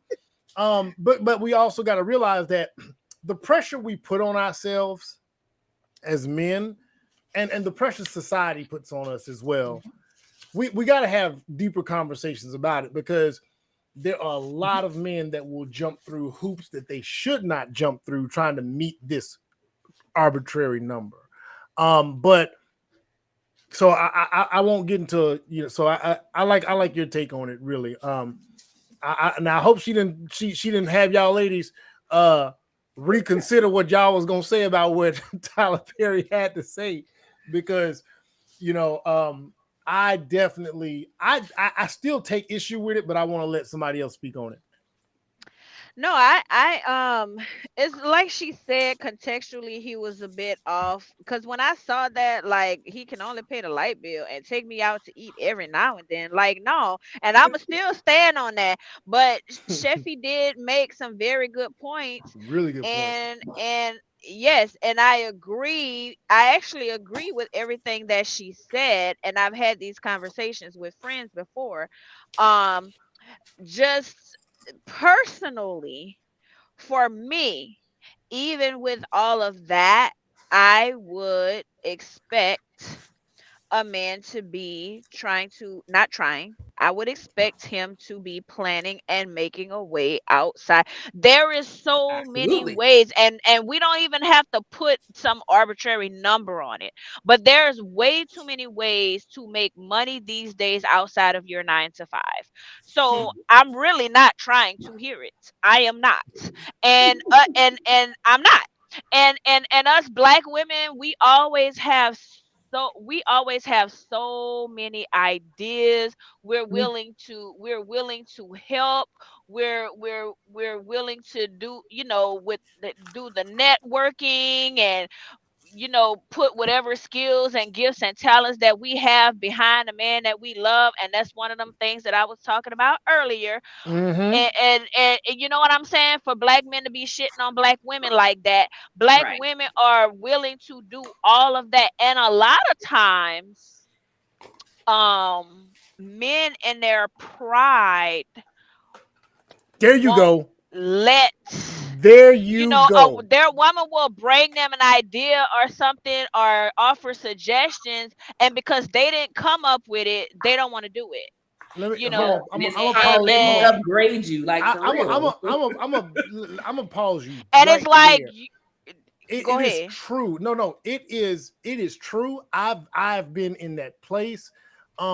Maybe even not because it's not an idea that I brought up. Maybe it's because I'm not necessarily comfortable with it. But what men have to at least consider is she's trying to help.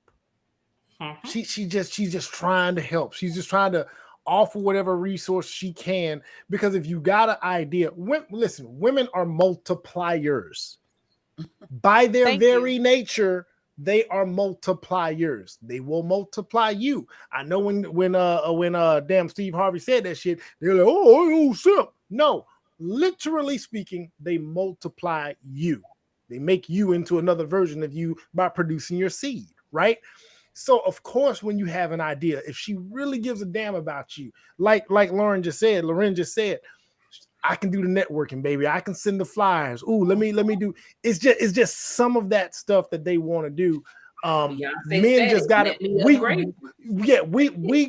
We do have to get out of our own way. However, I will say to the ladies that there's nuances to it. Y'all remember Soul Food? There's a way. But y'all remember Soul Food where she got him that job, and it wasn't that she got him the job. Because at first, like, hey, I know somebody. He like, look, I can get my own damn job. A man has this thing about doing something for himself first before he'll accept help from a woman. So it's not that you can't help. It's like we got to put that first foot in front of ourselves, and then that second foot, and then once we feel like we got a little bit of grasp on it, like, all right, now we can receive some help. You know what I'm saying? But you're absolutely right with what you're saying. Y'all, sometimes it's just our pride getting in the damn way. Yeah, but I have to. But what about the guy or whoever? We'll talk about men in specific. If they're fine doing their UPS job 9 to 5, and they don't want, they're happy with the money that they make. They like their job. Like I think that I don't have a problem with what Tyler Perry said. I think the whole point, like, is all he can do is the light bill. I think people are hanging on to that piece of it, unfortunately, and they missed the bigger picture. Because I know just from having lots of people I network with, money comes and money goes. So just because someone might have it today, they might not have it 5 years from now. So you can't always be like, oh, well, he makes this and he makes that. So I don't really hang around women who have this number of like, oh, he has to make this. I know I've heard of them. And I know women said, oh, I know women like that. But my personal circle is more about the character of the man. Is he going to be there for me? Is he going to like take care of me? Is he going to be like, oh, I got that babe. And that I got that babe could be money. It could be rubbing my feet. It could be taking care of me when I have a bad day. Like there's other qualities that we want in men specifically to help us. But I do think a lot of Black women do this. They really, really, really, really want them like, oh no, we're gonna be the power couple. Nah, everybody ain't no power couple. Because I own a business. I do consulting all the time. 99% of people do not have it. I'm just being honest. They do not have it, not because they're dumb or stupid or they can't handle it. Their life circumstance don't support nor running no business. Like running a business that's why it's only 10% of the population in the world are small business owners. You have to have a certain you have to have a certain drive. And that doesn't make us better though. That doesn't make business owners better. Like there are people out there who do that UPS, FedEx, and they do it well. And there's nothing wrong with that. So I do think that Black women tend to get way too much on the, well, why you not, and I'm not trying to be offensive to the girl that just spoke, but why are you not side hustling? Why you not do this? Why does everybody need the side hustle? Some people want to go, some people just want to do their job and they want to go watch football. They want to go watch football on Sundays. They don't want to do the hustle on the side. I know what that feels like. I gave up a lot of football Sundays. A lot of people are not. A lot of people are not. I want to say this. Not going to give that up. So I just don't think we can push entrepreneurship and let me hustle to get back up. I feel as a race, we need to come together and get more generational wealth, which means we do need more entrepreneurs. I do believe that that's a better way to wealth, and we need to give. I think Frank put a post in the group about the option about trades and entrepreneurship and this and that. I don't think we give a lot of men as a whole the other options to make money besides college or nothing at all. Like there's other, but entrepreneurs in the military.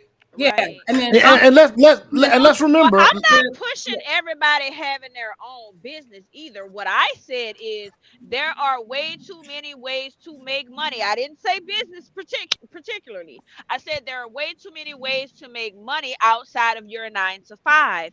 I have met guys who sell shoes on eBay, who flips cars.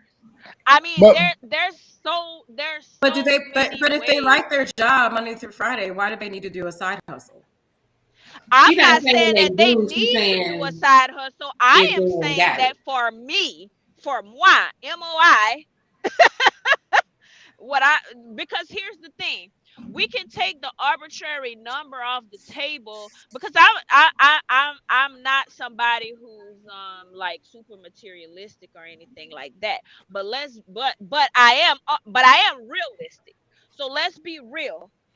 Life costs money, right? Having children costs money. You have aging parents who didn't have the same opportunities that we had, and they cost money because they are aging.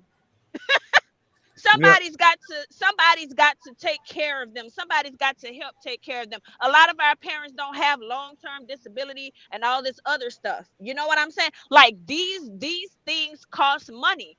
So you can be happy with your 9 to 5 at UPS, and that's fine. But we gonna need more than that $50,000 a year. And that's just real. That's just real. And how do you make more money? You need money to make money.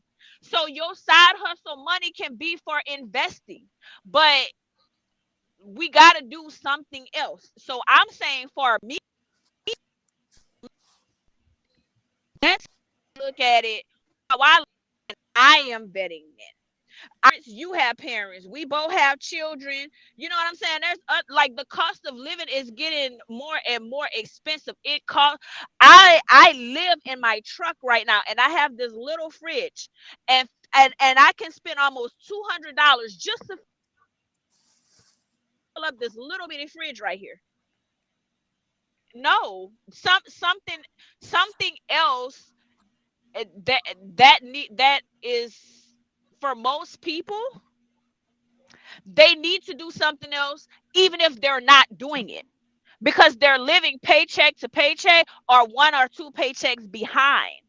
And what I'm saying is, for me, I don't want to live that way. I don't want to live that way by myself, and I don't want to get with somebody else and live that way. And if I get with somebody else and I'm still living, like, what are we doing? You know what? One thing I'll say this that a lot of people really got to consider. I keep saying this. We got to consider where we live. I'm telling people. Me and Frank have talked about this. I've lived a lot of places now. The cost of living in these places that are y'all's favorites are the reasons why it's more difficult. And this isn't an assumption. This is real life. We're now getting into a space where people can work more remotely, right? Mm-hmm. People are now getting to the point where they don't even got to go in somewhere to get paid. There is no reason that if you got a remote job and you can live in a different state for you not to decide to get off your ass and go move to a lower cost area. This is changing. People really gotta, because you can't tell me, well, I'm in New York, man. It's rough out here. Well, I'm in LA. Move, nigga. Move. But don't move to Texas though. We full. I don't care. I don't care what. Yeah. No. Don't go to because no. See, every place said that. Atlanta, we full. Dallas, we full. Houston, we Atlanta full. is LA, full. No. I'm saying I understand. What I'm saying is what people are doing to survive in these places, if you can pick that shit up and go to a cost of living area that is tens of thousands below, and you can maintain a salary similar, man, I never thought I would have said it, because for all my life, man, I'm as soon as I'm going back to Atlanta. It's gonna be Atlanta, it's gonna be Austin, it's gonna be big city, big city, big city. New Orleans, I got to New Orleans, and I was like, wait, what? I can afford, like I was always able to afford, but I'm like, damn, it's a little cheap down here. Then I moved. Then I left New Orleans and I went back to the west. I went to the West Coast, fucking Seattle. I went and seen what I was paying for less than 1,000 square feet, barely 1,000 square feet. What I was paying for barely 1,000 square feet is what some people are paying for 2,500 square feet in the South. I said, no. I gotta go back up out of here. My tail right on back home to Augusta. But it's not even the square footage. You got to understand, these high density areas are built off of single people. These high density areas aren't built off of married couples making it. They're built off of single people with single household incomes trying to make it. And their gross domestic product from state to state around this country revolves on a bunch of single people saying, hey, I got to hustle to make it. Stop fucking hustling. Move your ass to St. Louis. Put that damn 50,000 and 50,000 together. You're above the medium earnings for the household, and you'll be able to make some shit safe. But if you got too much pride to get up and relocate, or if you can't relocate, maybe you might have to make something shake. I'm telling you now, my dad ever gets to the point where he needs to come, I'm not moving back to Austin. No, he got to come to where I am. Hey, Dad, we're going to get you a room here. Come on. Hey, we can afford it. Bring your ass. That's the way. Then people still do have I know, and the cost of living is getting out of control. So let me be clear about that. Yeah. It's way higher than it's been since in my lifetime. However, some people still are just living outside their means on things that they don't need. Absolutely. Like people are still doing that. I'm like, and I know families who have made, I hate to say sacrifices, but they made it best for their family because they want the mom to stay at home. They went down to one car. They did this. They gone down.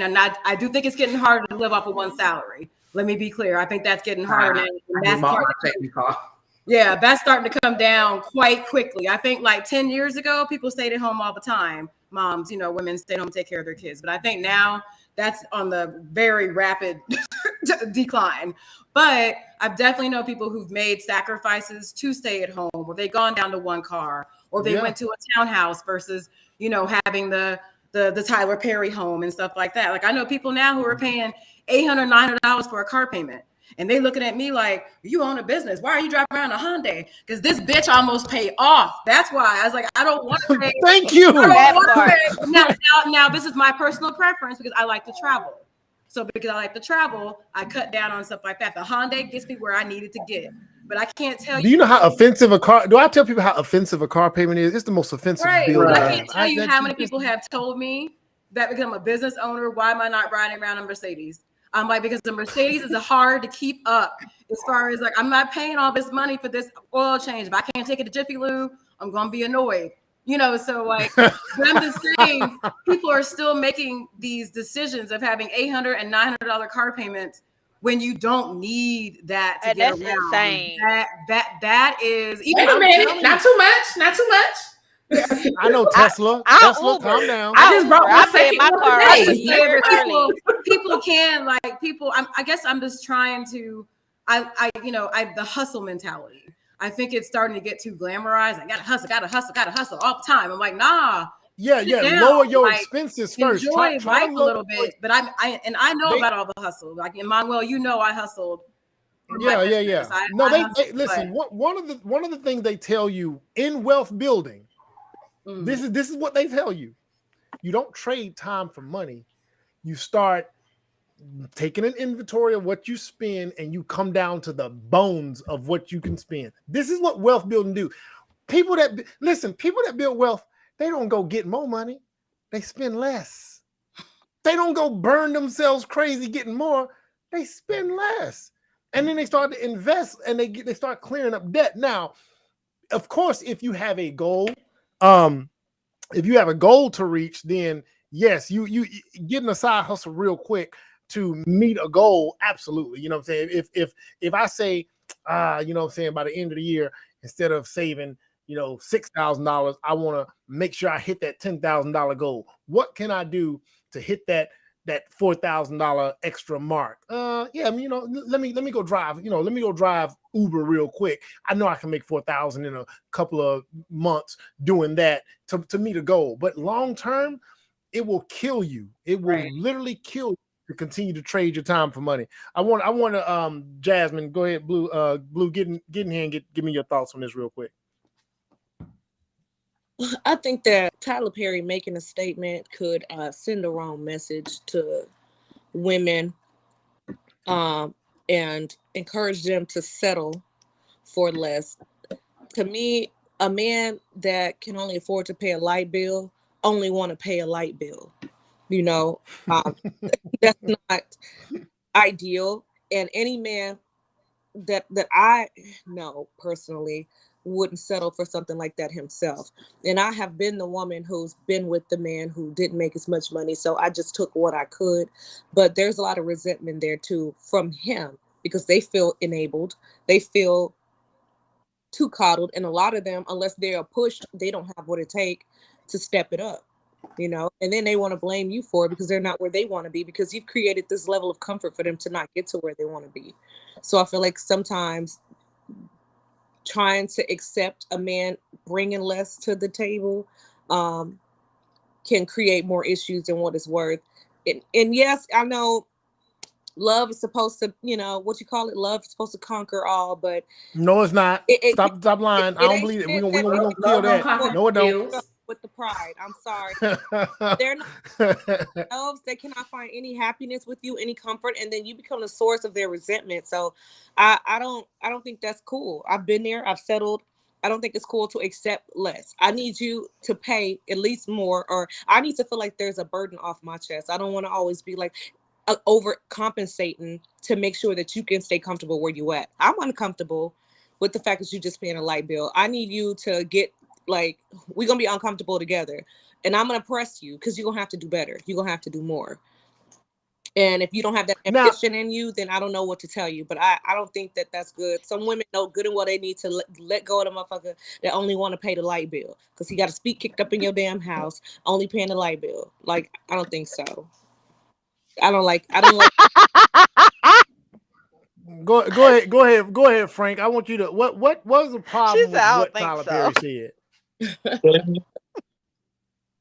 You said what? What'd you say? I said no. I said what are the problems with what Tyler Perry said? Nothing. I think people have taken it. They've hung on to a portion of what he said, a small portion of what he said, and he was just being flippant when he said, maybe he just paid the light bill. That's off the cuff. I'm pretty sure he didn't literally mean if he can only do that, then you should be happy as long as he's doing all these other things.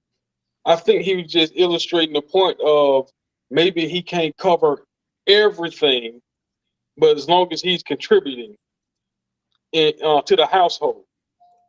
And he just used the light bill as an example. I think that what he said could, if received the way that he meant it in context, it would be beneficial to a lot of women, because a nigga can have money today and lose it tomorrow, but his character, right? That's him. That's the core of his being. He's gonna always be there whether he got money or not. So that's gonna outlast any amount of money he can earn or doesn't earn. So would you rather be miserable in a house with a nigga that don't really care about you, but he paying all the bills, or feel fulfilled from what he's giving to you, but what he's feeding you internally, and you got to pick up the trash bill or something like that, or you got to pitch in financially. See, the thing I hate about this conversation is that it's always dominated by finances, and I feel like when those women that put emphasis on how much he make, I feel like they're looking for a way out, and they're thinking from their current single position. It's hard for me doing this by myself, and I would love the relief of a man to come in and do it for me. Whereas when a woman that already has money, that's not burdened by being an adult and taking care of her responsibilities, she just want, you know what I'm saying? It's like it's not that important to her because it's already handled. It's not a burden for her, but she go to bed lonely. She just wants somebody that she can talk to when she go home to an empty house. You know what I'm saying? So if she got a man that she can jam with, and he's contributing something, then she's being fulfilled in the areas that she feels like she's lacking in her life. So I think that there's no one particular formula for everybody. Identify what you're lacking and look for that in somebody. You know what I'm saying? What's that? What's the priority? You know what I'm saying? That you're like, what? Get that under control first, because I've seen a lot of women being asked what they look for in a man. The first thing they say, protect and provide. But goddamn, he can do those too, but he may be a monster at the same time. He ain't no protector then. What? Yeah, I was about to say that he could be a provider and be a monster, but if he's a protector, he ain't no monster. No, he can probably knock a nigga out, but he's still mean to you. No. Because being a protector is not just knocking somebody out if they mess with me. There is a lot more to being a protector than that. So, yeah. I don't want to have to make that clear, because it's never in these type conversations, they never dive into exactly what that look like for them. It's just these two. And you know what, Frank? I could agree with what you're saying too, because also the other things that a man brings to the table can fall under protection, like Sheffy was talking about earlier. As long as he ain't stressing, you know, about the kind of money that she makes, and that a man that finances, you can make all the money, and finances may not be your strong point. Like you may not be disciplined in that area, and that man may be, and that may be his contribution to helping y'all get where y'all need to be by pulling your finances in order. If you're allowing him, you know what I'm saying, to handle that, to be in that position. So that's just one example right there. Bringing structure, because relieving stress, that is also more than just relieving financial burdens. So I definitely can agree with those points as well. I want to play what this sister right here had to say. There was a sister that did have something to say in response to what Tyler Perry had to say, and I wonder if this is what a lot of women get out of the message that Tyler Perry was sending. Why are Black women the only group that's being asked to build men up financially? Like, I just really want men to drop down in the comments and help me understand this, because I don't hear my white brothers, I don't hear my Asian brothers, the Latin brothers, I don't hear my Indian or Arab kings out here asking their woman to build them up financially. I don't hear that.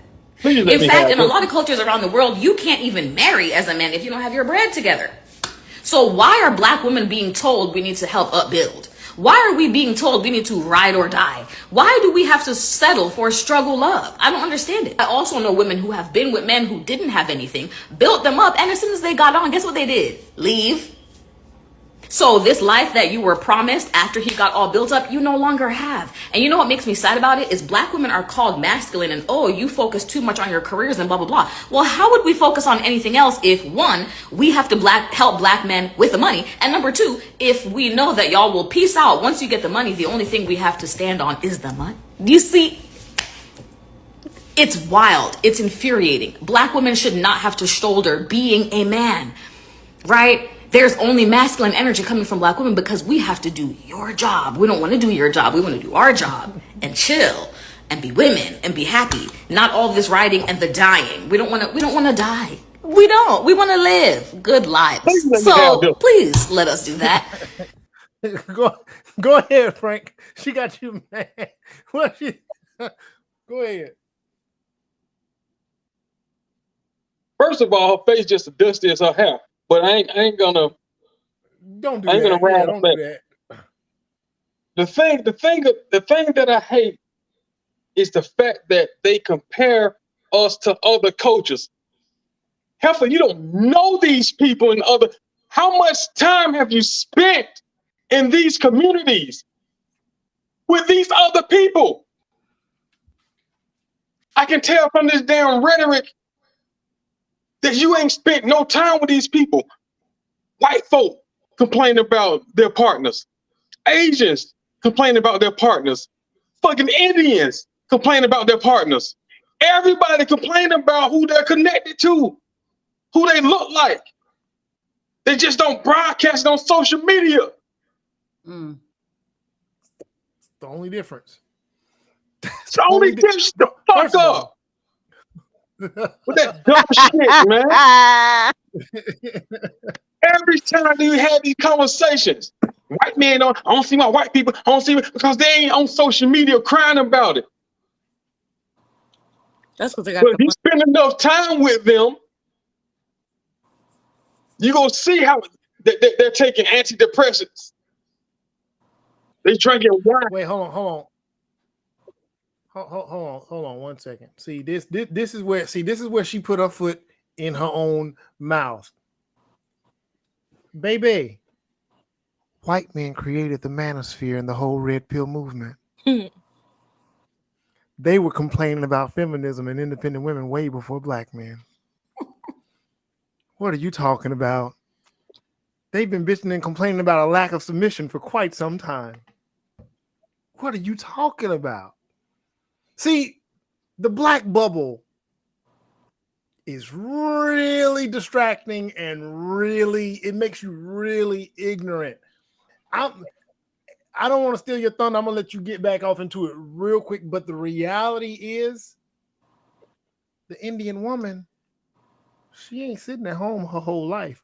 She's Mr. and Mrs. Patel. Oh, they both PhDs. Yep. One got a dental practice and one got another practice. What did we like? Come on, stop playing. But go ahead, Frank. Go ahead. Finish. My bad. I don't know where they get this fairy tale that these other these women, and these other races are just being women, sitting home chilling. They working too. Yeah. Hey, especially white women, that's what they fought for.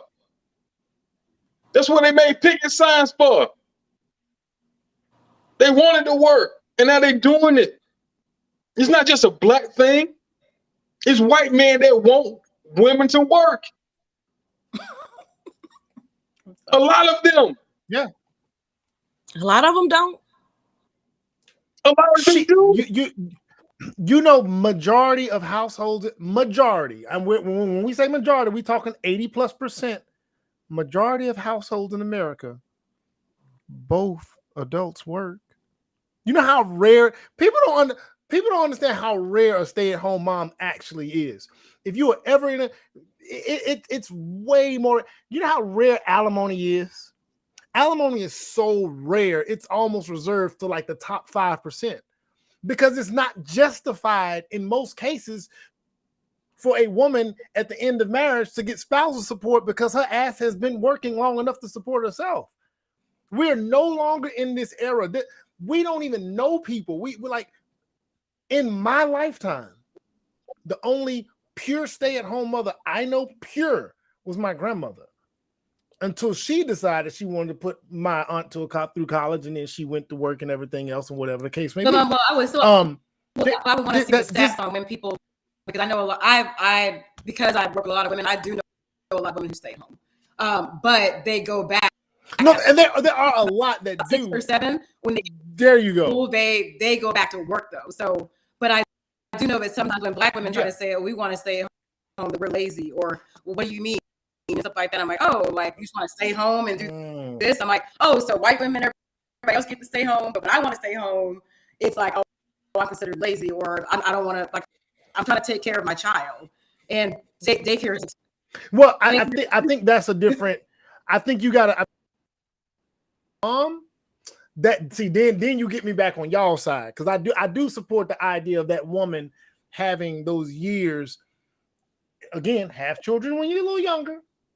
That man can go out and do all that hustling and bustling and work 80 hours when he's in his 20s. Absolutely. Hey, make it to where she can stay at home.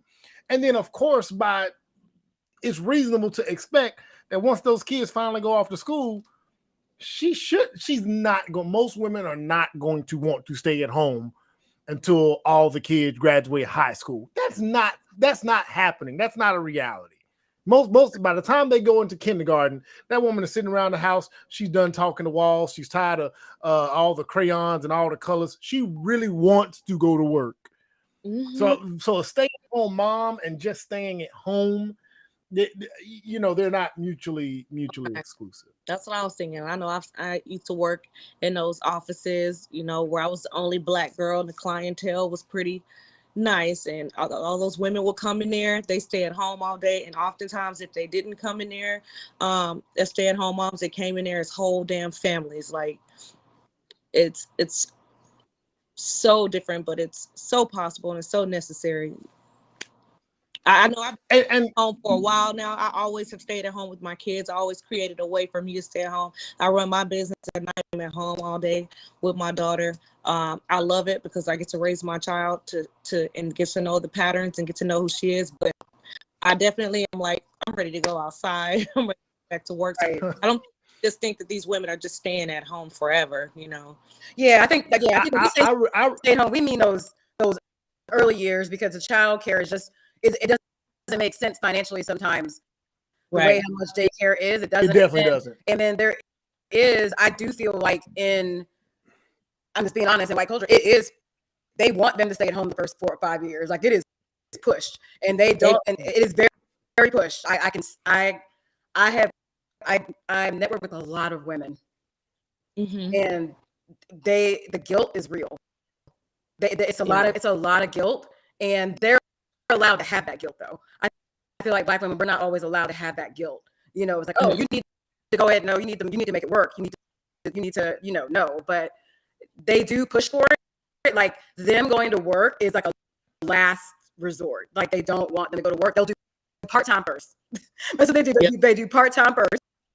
And then when that doesn't work, or if the husband's money gets cut, then like it's like a last resort. But they definitely push. A lot of white people, they definitely push.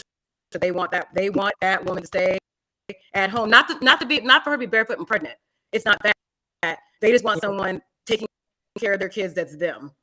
I have never heard, like, that is their main thing. Why they want this, not because they're trying to be lazy or like that, because they're lazy about staying home. So no, you know what? What you guys are saying is very accurate, because there's a lady, Susan Venker. I listen to a podcast from time to time, and she speaks about that too, like how that guilt later in women's life would pop up because they did not stay home, and so they feel like, God, I wish I would have, or God, I wish I could, if they can't. And what she was telling women, she flat out said, just stay home. They said, especially you younger women, they said to the younger women, because what she was trying to get women to understand is, the women that did not take the stay-at-home option, there's already a lifestyle and they can't go back. So she was saying, Susan Vinker was saying, listen to these women that regret not staying home. And then so the younger women were like, well, what do we do? And she said, just stop working and stay home if you have children. She said, what will happen is the man will figure it out. She said, but if you're staying at home with your children, this is what she said. She said, if there's 2 cars, you need to get rid of one of those cars. If you don't need that car, you need to downgrade that car. She said, you might very well. She said, if your husband is paying for a Mercedes and she's like, no. If you're paying for a Mercedes, you can't keep the Mercedes and stay at home. What you can do is tell that man, hey, okay, I'm not going to keep this Mercedes. I want to stay home, but I need a car. Come down to the Honda, come down to whatever. If you just need basic she was trying to say the lifestyle, there needs to be some changes that fit under his income.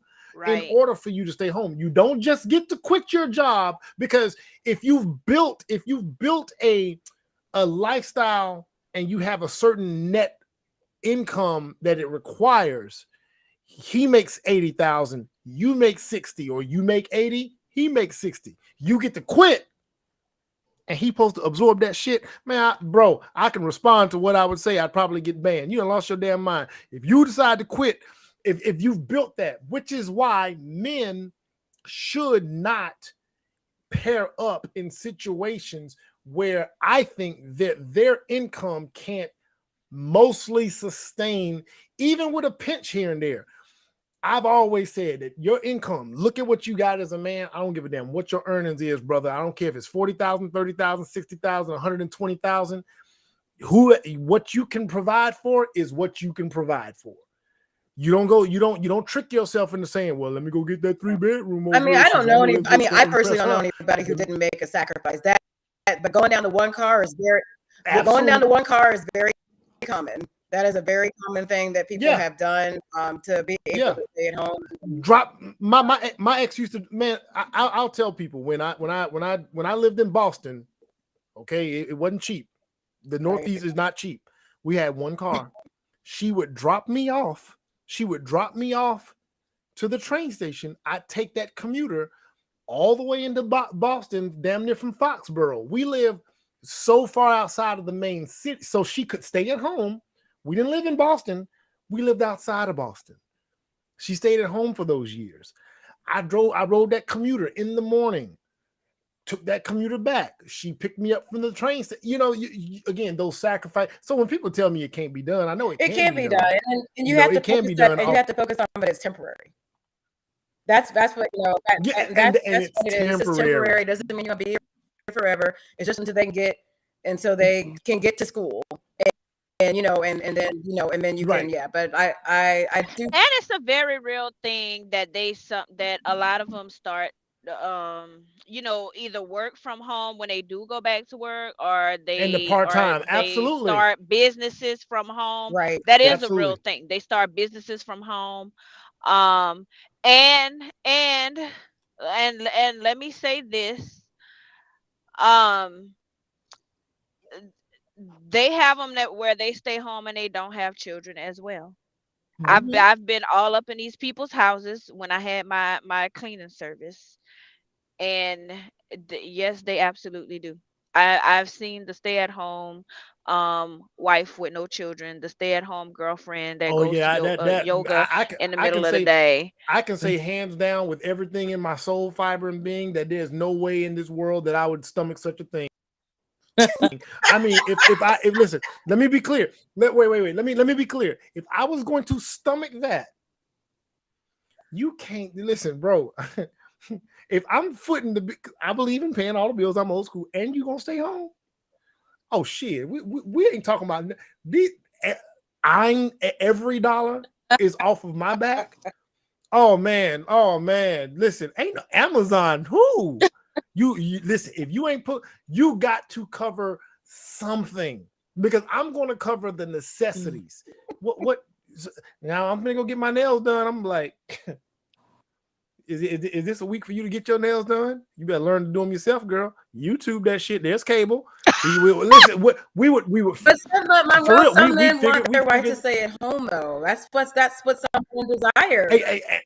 And that's I promise I'm only talking about me. Okay. I because I don't want to talk to you when you've been sitting at home all day. You can talk about some shit. What happened? Did you see some traffic? Listen, my wife complains about her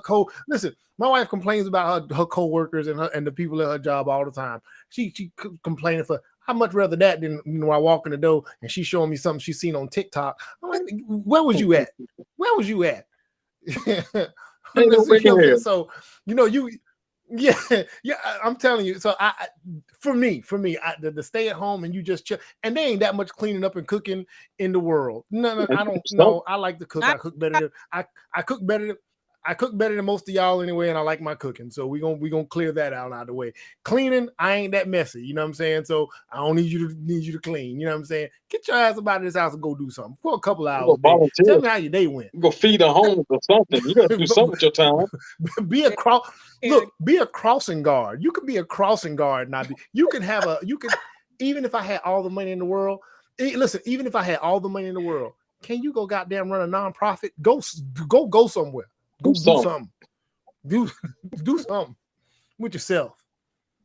Make a footprint. Make a footprint in the world. That's all I'm saying. Make a footprint. Said now. I don't know now. Now, Angela, you might be able to make a case.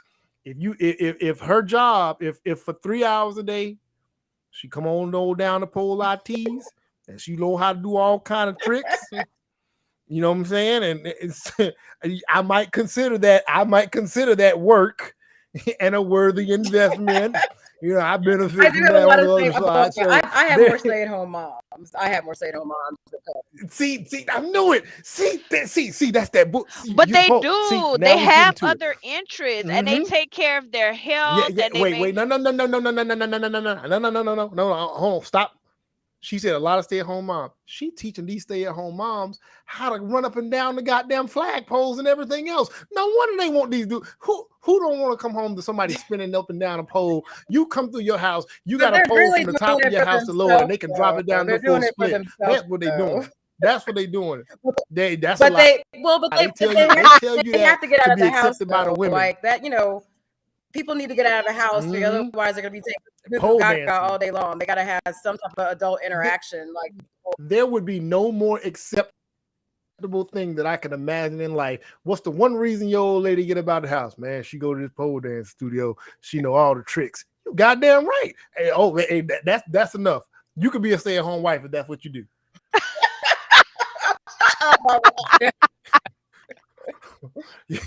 You turn my living room into Magic City 4 or 5 nights a week. I'm just coming home. Well, I would love you to do Frank. Mama, I would love you to do not tonight, but on another topic about masculine and feminine energy. Because I really want to. We got to get to it. We got to get to it with your perspective on that. When women, it seems like Black women are always labeled with masculine energy.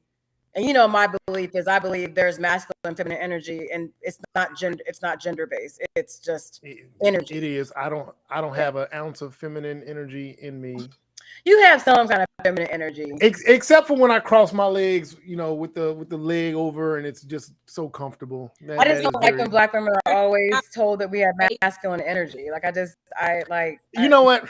My feminine energy exudes itself when I decide to condition my hair longer than what the bottle prescribes. Yes, there's some feminine energy in that moment. Frank, where's your feminine energy? When does your feminine energy come out? Oh, God, done. Let me tell you. I'll tell you when his feminine energy come out. I'll tell you when his feminine energy come out. When I post a Facebook picture and I'm chilling with some other dudes that ain't him, and he hit me up in my inbox complaining about our friendship and how I'm cheating on him with other friends. That's that feminine energy right there. That's just disloyal.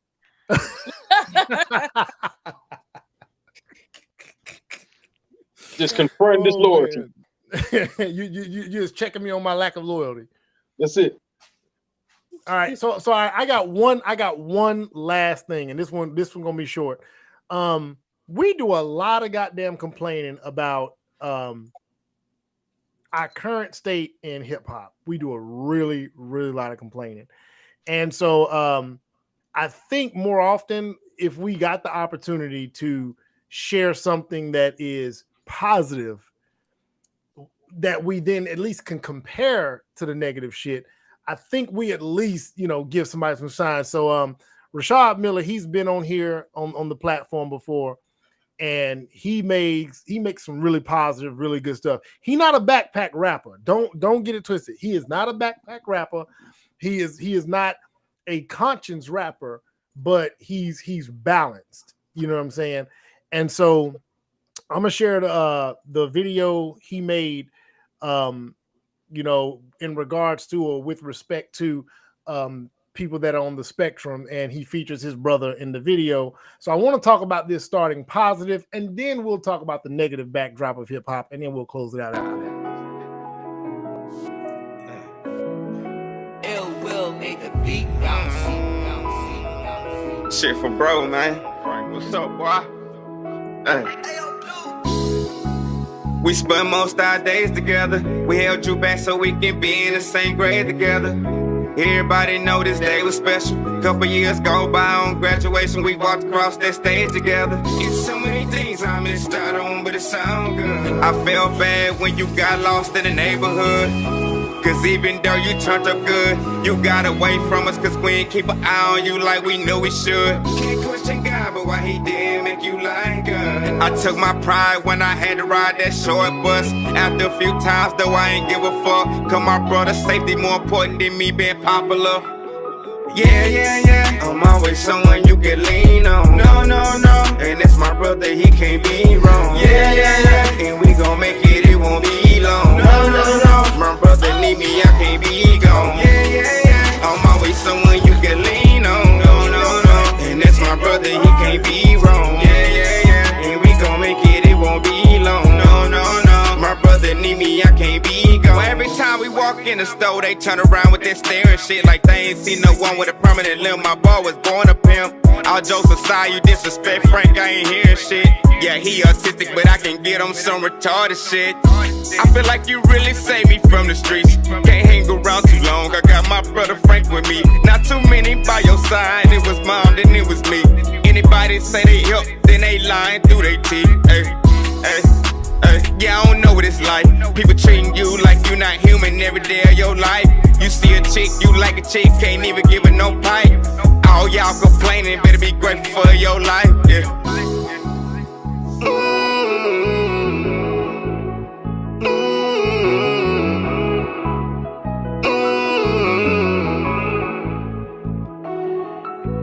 Yeah. I'm always someone you can lean on. No, and that's my brother, he can't be wrong. Yeah, and we gon' make it, it won't be long. No, my brother need me, I can't be gone. Yeah, I'm always someone you can lean on. No, and that's my brother, he can't be wrong. Yeah, and we gon' make it, it won't be long. No, my brother need me, I can't be gone.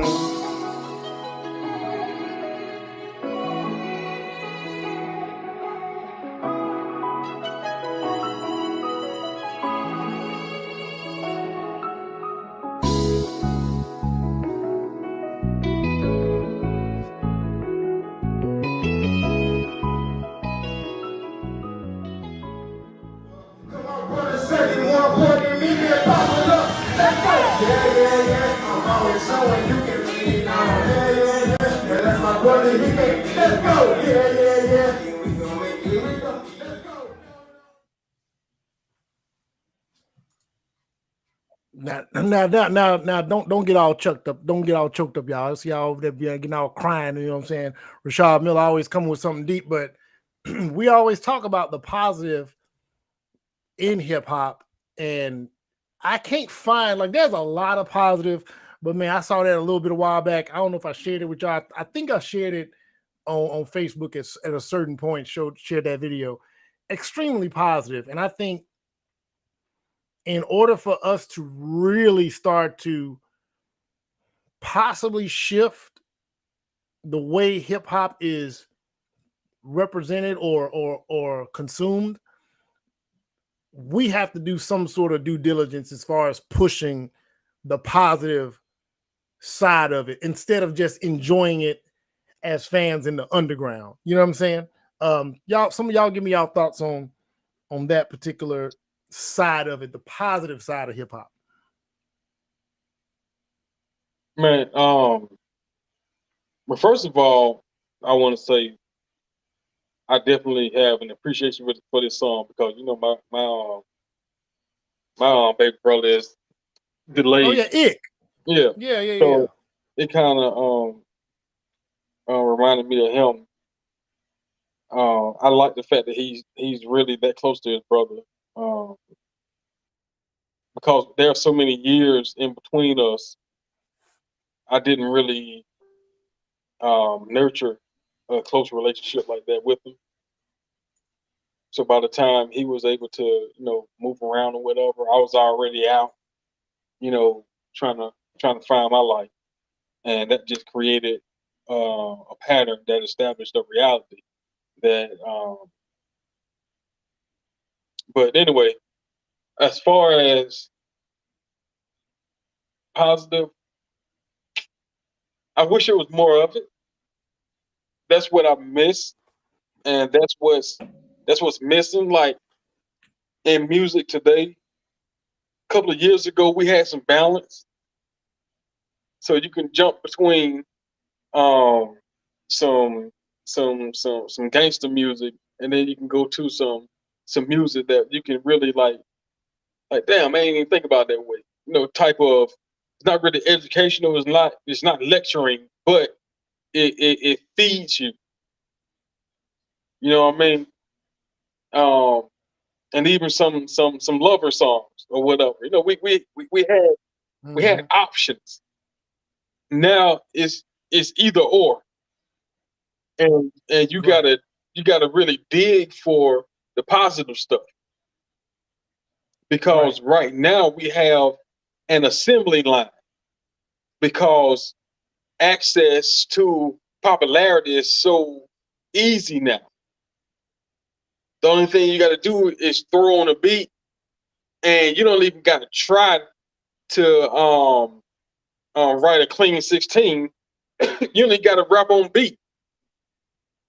You just got to stand there, make noise, move your mouth, and just let the beat play. As long as the beat fire and you get enough views, people are gonna swear it's the greatest thing they've heard just because so many people like it.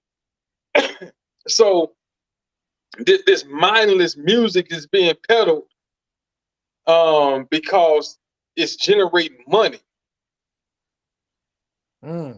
So of course, because money now, revenue now comes by way of views. So everybody's doing it, and they have no real talent for it. They don't care what. Well,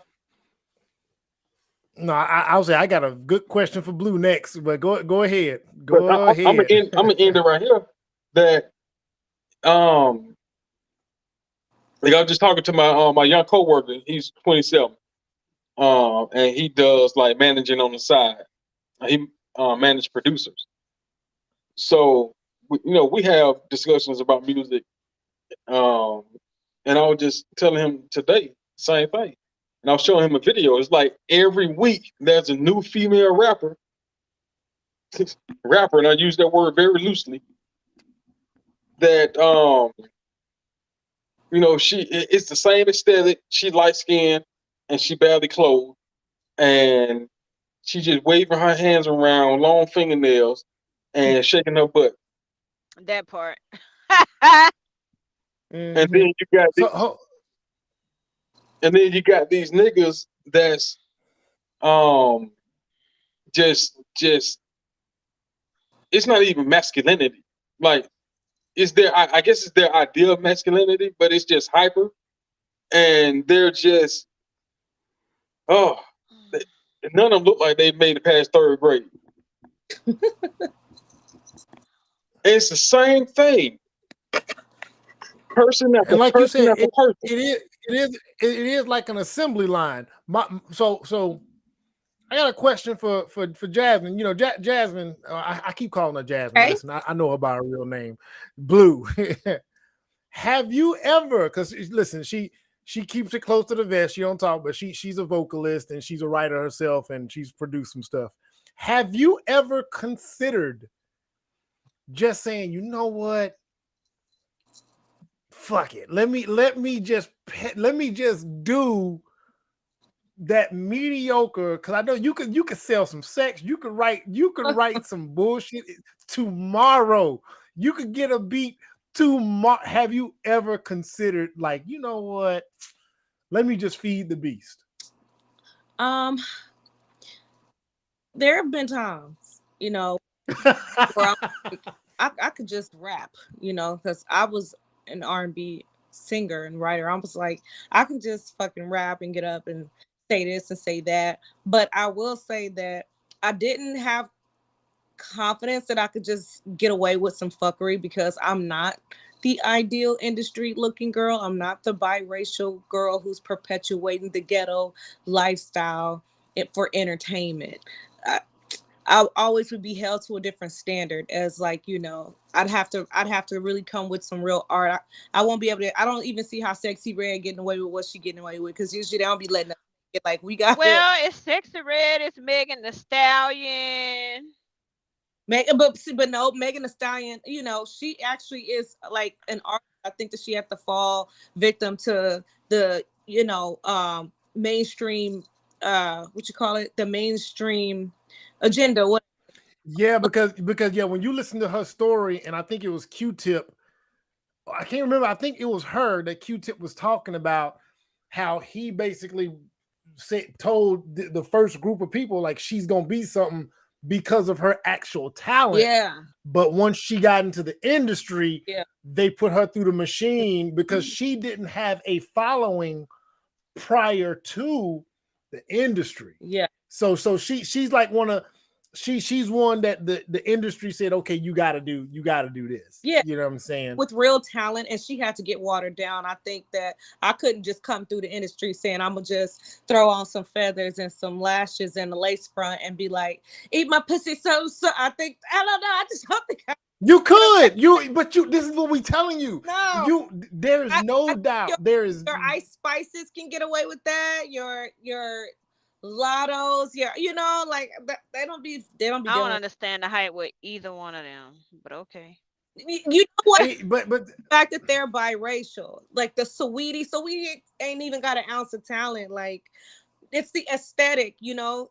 They're selling more of the aesthetic, and people, the way that it's set up, it's like, here. Oh, I see what you're saying. So it's the ratchetness attached to the aesthetic that is now. Oh, okay, okay, I can see that. I can see that. That makes good sense. I'm not a consumer of it, so they're like wearing us like a costume almost, you know, like. But when you are actually that, I don't think you get as much wiggle room to just spew out fuckery like that. that you know that makes good sense. I want to tap. I'm gonna get your thoughts on it, Lauren, and because there's one other, I want to play this other video. Did y'all know that Tom Hanks has a son? Yeah. That raps. Think he black? Oh, so yeah. I'm gonna play. What's his name? I'm gonna play IKYFL. No, his name. Chet uploaded a photo of him holding two guns with a caption that reads, "Check out the song Me and My N-Word Chill That Dude just dropped on SoundCloud. Juice, link in bio." I hit him with the joke. Like Kobe when I show. Like Reggie when I ride. My niggas shoot for fun. I need an extra long. I fuck a nice sprung. Most people had no idea Chet was an aspiring rapper, and they were not fond of his use of the N-word. Chet claims that music is the first outlet he used to express himself when he was 15. First things first, man, we talking about the hearse. I got mad gifts, but this verse about the curse. When life stops and the good times cease, Debree's aunt and Dice grandma rest in peace. That was the first verse I ever wrote. However, he didn't record or release music until he became a student at Northwestern University in 2011. Recording White and Purple under the alias Chet Hayes, this song was a remix of Wiz Khalifa's Black and Yellow, with the lyrics changed in reference to his school colors. He also dropped a few other club-style songs to show his versatility. So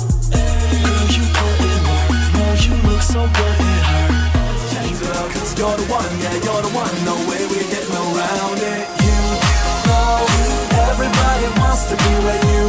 People were dumbfounded at the thought of Tom Hanks' son of all people becoming a rapper. I'm aware that the reason my rapping has been publicized so much is because of that fact, so I'm appreciative of the publicity that I get because of it. According to Chet, his father heard most of his music and was pretty supportive. He suggested his wealthy background didn't discredit him as a hip-hop artist, saying, "Hip-hop is much larger than that. It exceeds boundaries beyond race and socioeconomic background. It doesn't matter what country you're from or what nationality you are. Hip-hop is music, an art form, a culture. It can appeal and come out of whoever it speaks to, and it speaks to me." 3 years later, when people questioned Chet's use of the N-word, he said this. Look, I know the majority of y'all are not going to get this because the history is still so fresh in our country. But hip-hop isn't about race. It's about the culture you identify with. And can't no one tell me what I can't say. But he made a little adjustment to that statement. I just want to clarify one thing. Under no circumstances would I ever go up to somebody that I didn't know and just be like, "Hey, what's up, my nigga?" It's an unspoken thing between people who are friends who understand each other. But it wasn't just the word, it was the multiple photos of him on Instagram flexing guns and trying to act like a gangster when everyone knows that's not his reality. To put it plainly, people just saw him as a douchey, out-of-touch rich boy who thinks he can say and do whatever he wants. However, Chet claims that these antics were all a side effect of his really bad drug problem, because later on in 2015 he announced that he was finally in rehab.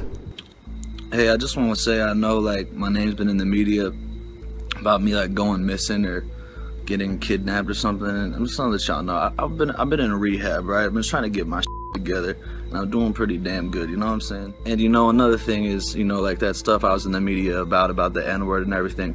You know, I know a lot of y'all kind of understood the point I was trying to make, but the truth is it's not my place to speak on that, and I'm genuinely sorry for the people that I've. My question to y'all, first of all, Blue, I seen you smiling down there when he came on there, and then that gun, and then and that beat was kind of hard too. I ain't even from the front, you know what I'm saying? I was mad that he was on the track. Listen, with what we've done culturally with hip hop, is it our place to police how Black people are represented and portrayed in hip hop? How do we? Blue, you tell me, how do we do that? How do we police that? What do we do to get that started? Well,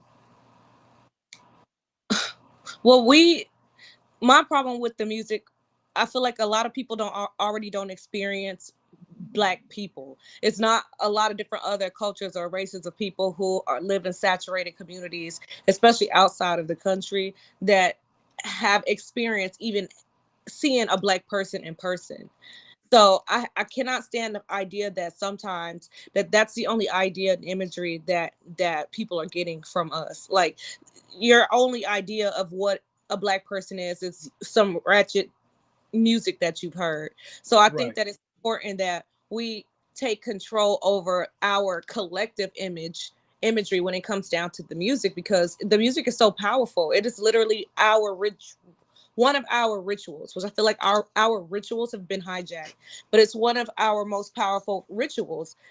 We are on a frequency that nobody is on, and we started all of the original music. So I think it's important that we have some control over the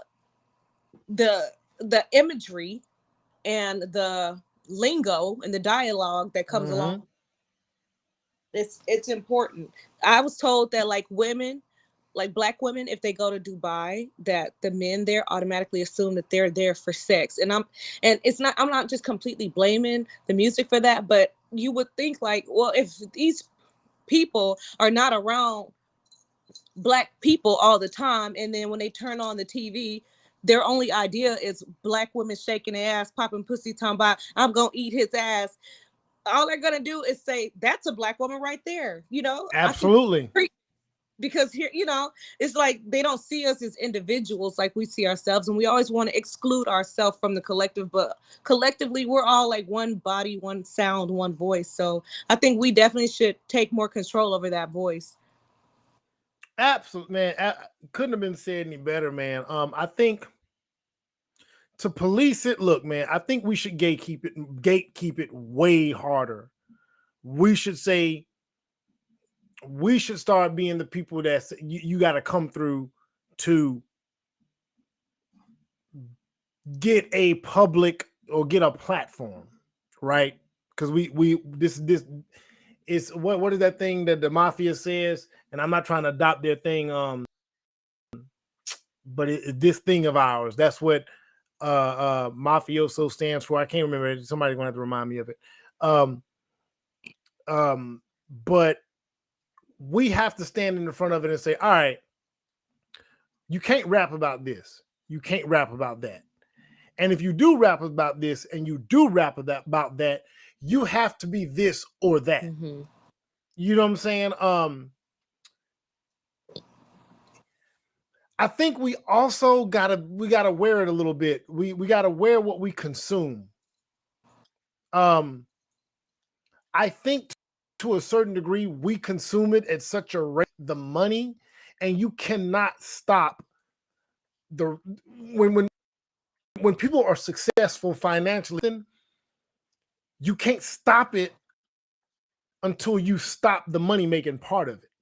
Mm. So we have to be willing to and able to actually blacklist those that don't play by our rules. Mm-hmm. And that takes a certain level of discipline. That takes a willingness to say, I ain't playing that shit. It really, listen, let me tell you something, man. And I'm not trying to grandstand here. It takes a willingness to say, I'm not listening to R. Kelly. I won't play it. Mm-hmm. I won't. Do you know how difficult that is? To literally sit there and know that, man, all the music, and I can't, the songs that I memorized, I don't sing them. I try not, when they come on somewhere, I don't say nothing. I don't make people feel bad, but I don't play it. So when we come across this hip hop that doesn't represent, and if it's not balanced, if an artist is not balanced, I think we as consumers should say that artist isn't balanced. Yeah, she might talk some fuck shit, or yeah, he might talk, but they also talk some real shit, so we'll allow that.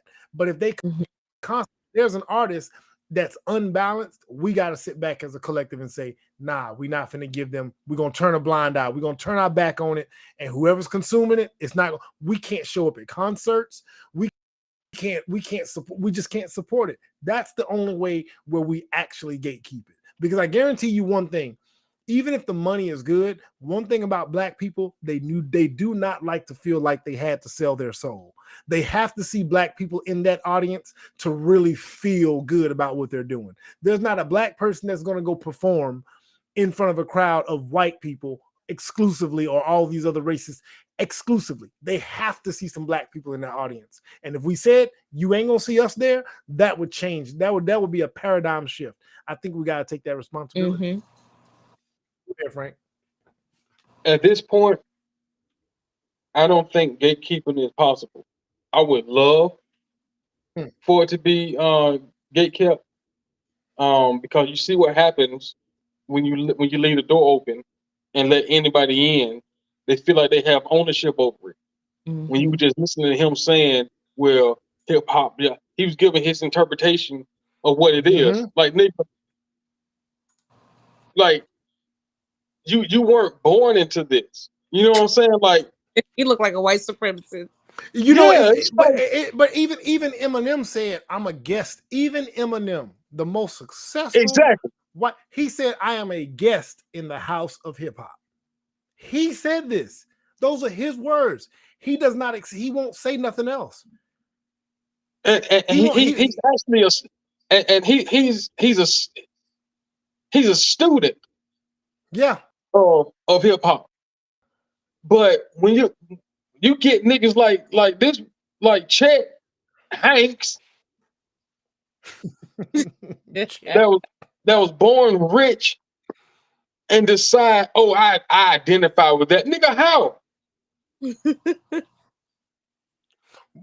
Well, now one thing I will say on behalf of Chet, he does speak more in this video. You know, I like to always give context. He didn't live a spoiled life. Tom, and I'm saying this from his words, he says that his dad, Tom Hanks, was pretty much like, when they asked for money or when they wanted something, Tom Hanks told him, "Oh, you can go. Where you gonna get the money from?" And this is not and Chet. So Tom Hanks has more than one child. It's not just him. Chet was born when Tom Hanks was the multi-millionaire. He was this when he made it, right? Tom Hanks had made it, and he was still telling Chet and the rest of his siblings when they asked for money or they wanted anything, where you gonna get the money from for that? You better go wash some cars if you want $30. Like that's how Tom Hanks. So he still knows. It is different because he still knows that he's not struggling. That he's coming from privilege. From privilege, he's still coming from privilege. That alone is enough. Exactly. So as far as what I was saying about, I don't think it's gonna be.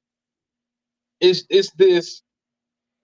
The generation that's coming behind us are so accepting and inclusive to where they would argue against you and say, well, we allow our white friends, we allow our Hispanic friend because it's what I've had these conversations with them. And I had to tell them, you go get your friend effed up. Because he's gonna take it outside of your friend group and say it freely amongst people who ain't going for it. Yeah. But they have this attitude that, oh, it's just a word. It don't mean nothing. I don't care about the history. That's our homeboy. Yeah, you know what I'm saying? So it's just like, man, even when I hear, when I go back and listen to Big Pun and Fat Joe. Yeah. I'll be like, wait, hold on. I know. It's like because New York allows everybody within a melting pot to, and I'm like, in the South that don't work. That wouldn't work. That wouldn't work. I remember when we moved to Seattle, and Elijah, my son, he heard kids using it up there, and he was like, I've never heard this in my life. He said, those ain't black kids, and they using the N-word. Where they do that at? I said, they only do that because these black kids up here have allowed it. I said, God forbid they go back to where we from and try it. It will not work out in their favor. It will not. They're going to get a verbal check. They're lucky if they get a verbal check first. You're lucky if you get a verbal check. But that next check is not going to be verbal. But then there's this idea that, well, since black people say it and y'all do what y'all want with it, you can't tell anybody they can't use it. Hey, man, y'all got to get over that. I don't whether you I think it's up to black people to police that word as well. It is. We police that. We give the passes on it.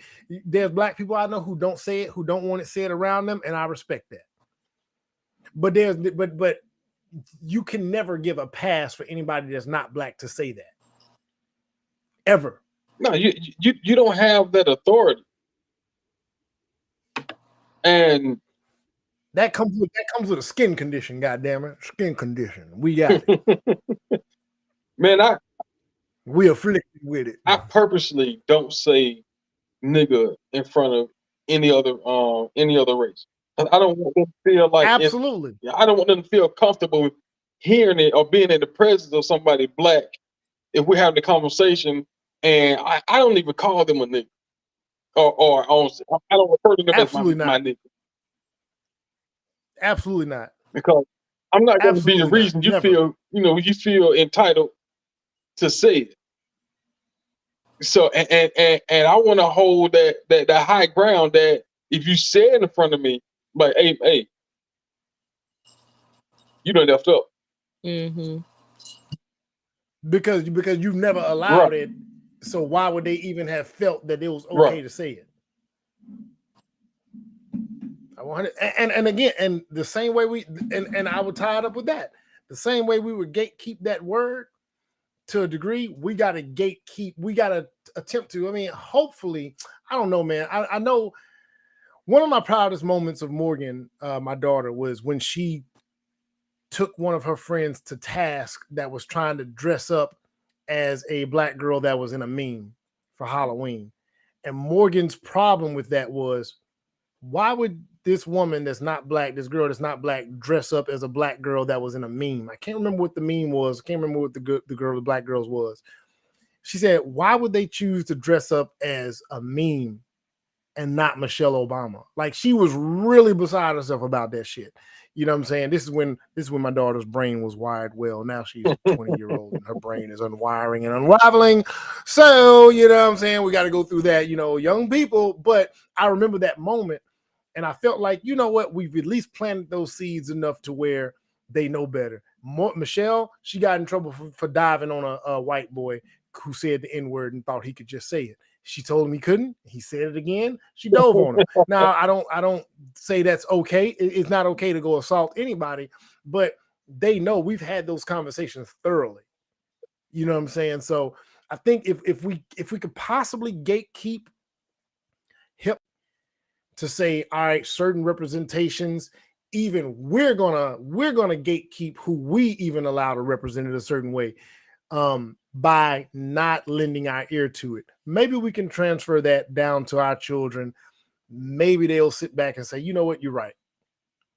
We're not gonna listen to unbalanced hip hop. That's my thing. Unbalanced. Just don't listen to unbalanced hip hop. Go ahead and close us out, Jasmine. This is your first day, and hopefully you're gonna come back another day. Close us out. Well, you know what? I really enjoyed being a part of this podcast. Thank you so much for inviting me. The topics were great. I think we covered some good, strong corners. And y'all can find me on Facebook at Blue Jay, which is BLEUJAY, or I'm on Instagram, out of the blue, out of _ BLEU. Did I say BUI? BLEU. Oh, okay. Yeah, and y'all gonna argue with her. Trust me. I listen. Sometimes she's trolling. Sometimes she's emotional. Sometimes she giving y'all hell. Like, listen, I argue with her myself all the time. Yeah. I'm like, what is she on today? Oh, hey man, she tripping. I be rotating all of my signs. I be Capricorn and I be Leo and I be Cancer. Okay, like. Oh man. She do. But I appreciate y'all for coming on. We way over our time. We 3 hours and 11 minutes into it. That was episode 35, man. And we got it in. We had a good amount of y'all on the show. Appreciate you for stopping in, Blue. Frank, you know what it is, man. You always here in some way, shape, or form, starting trouble. So that's it. That's all we got for tonight. Tell Chet good night too. Good night, my nigga.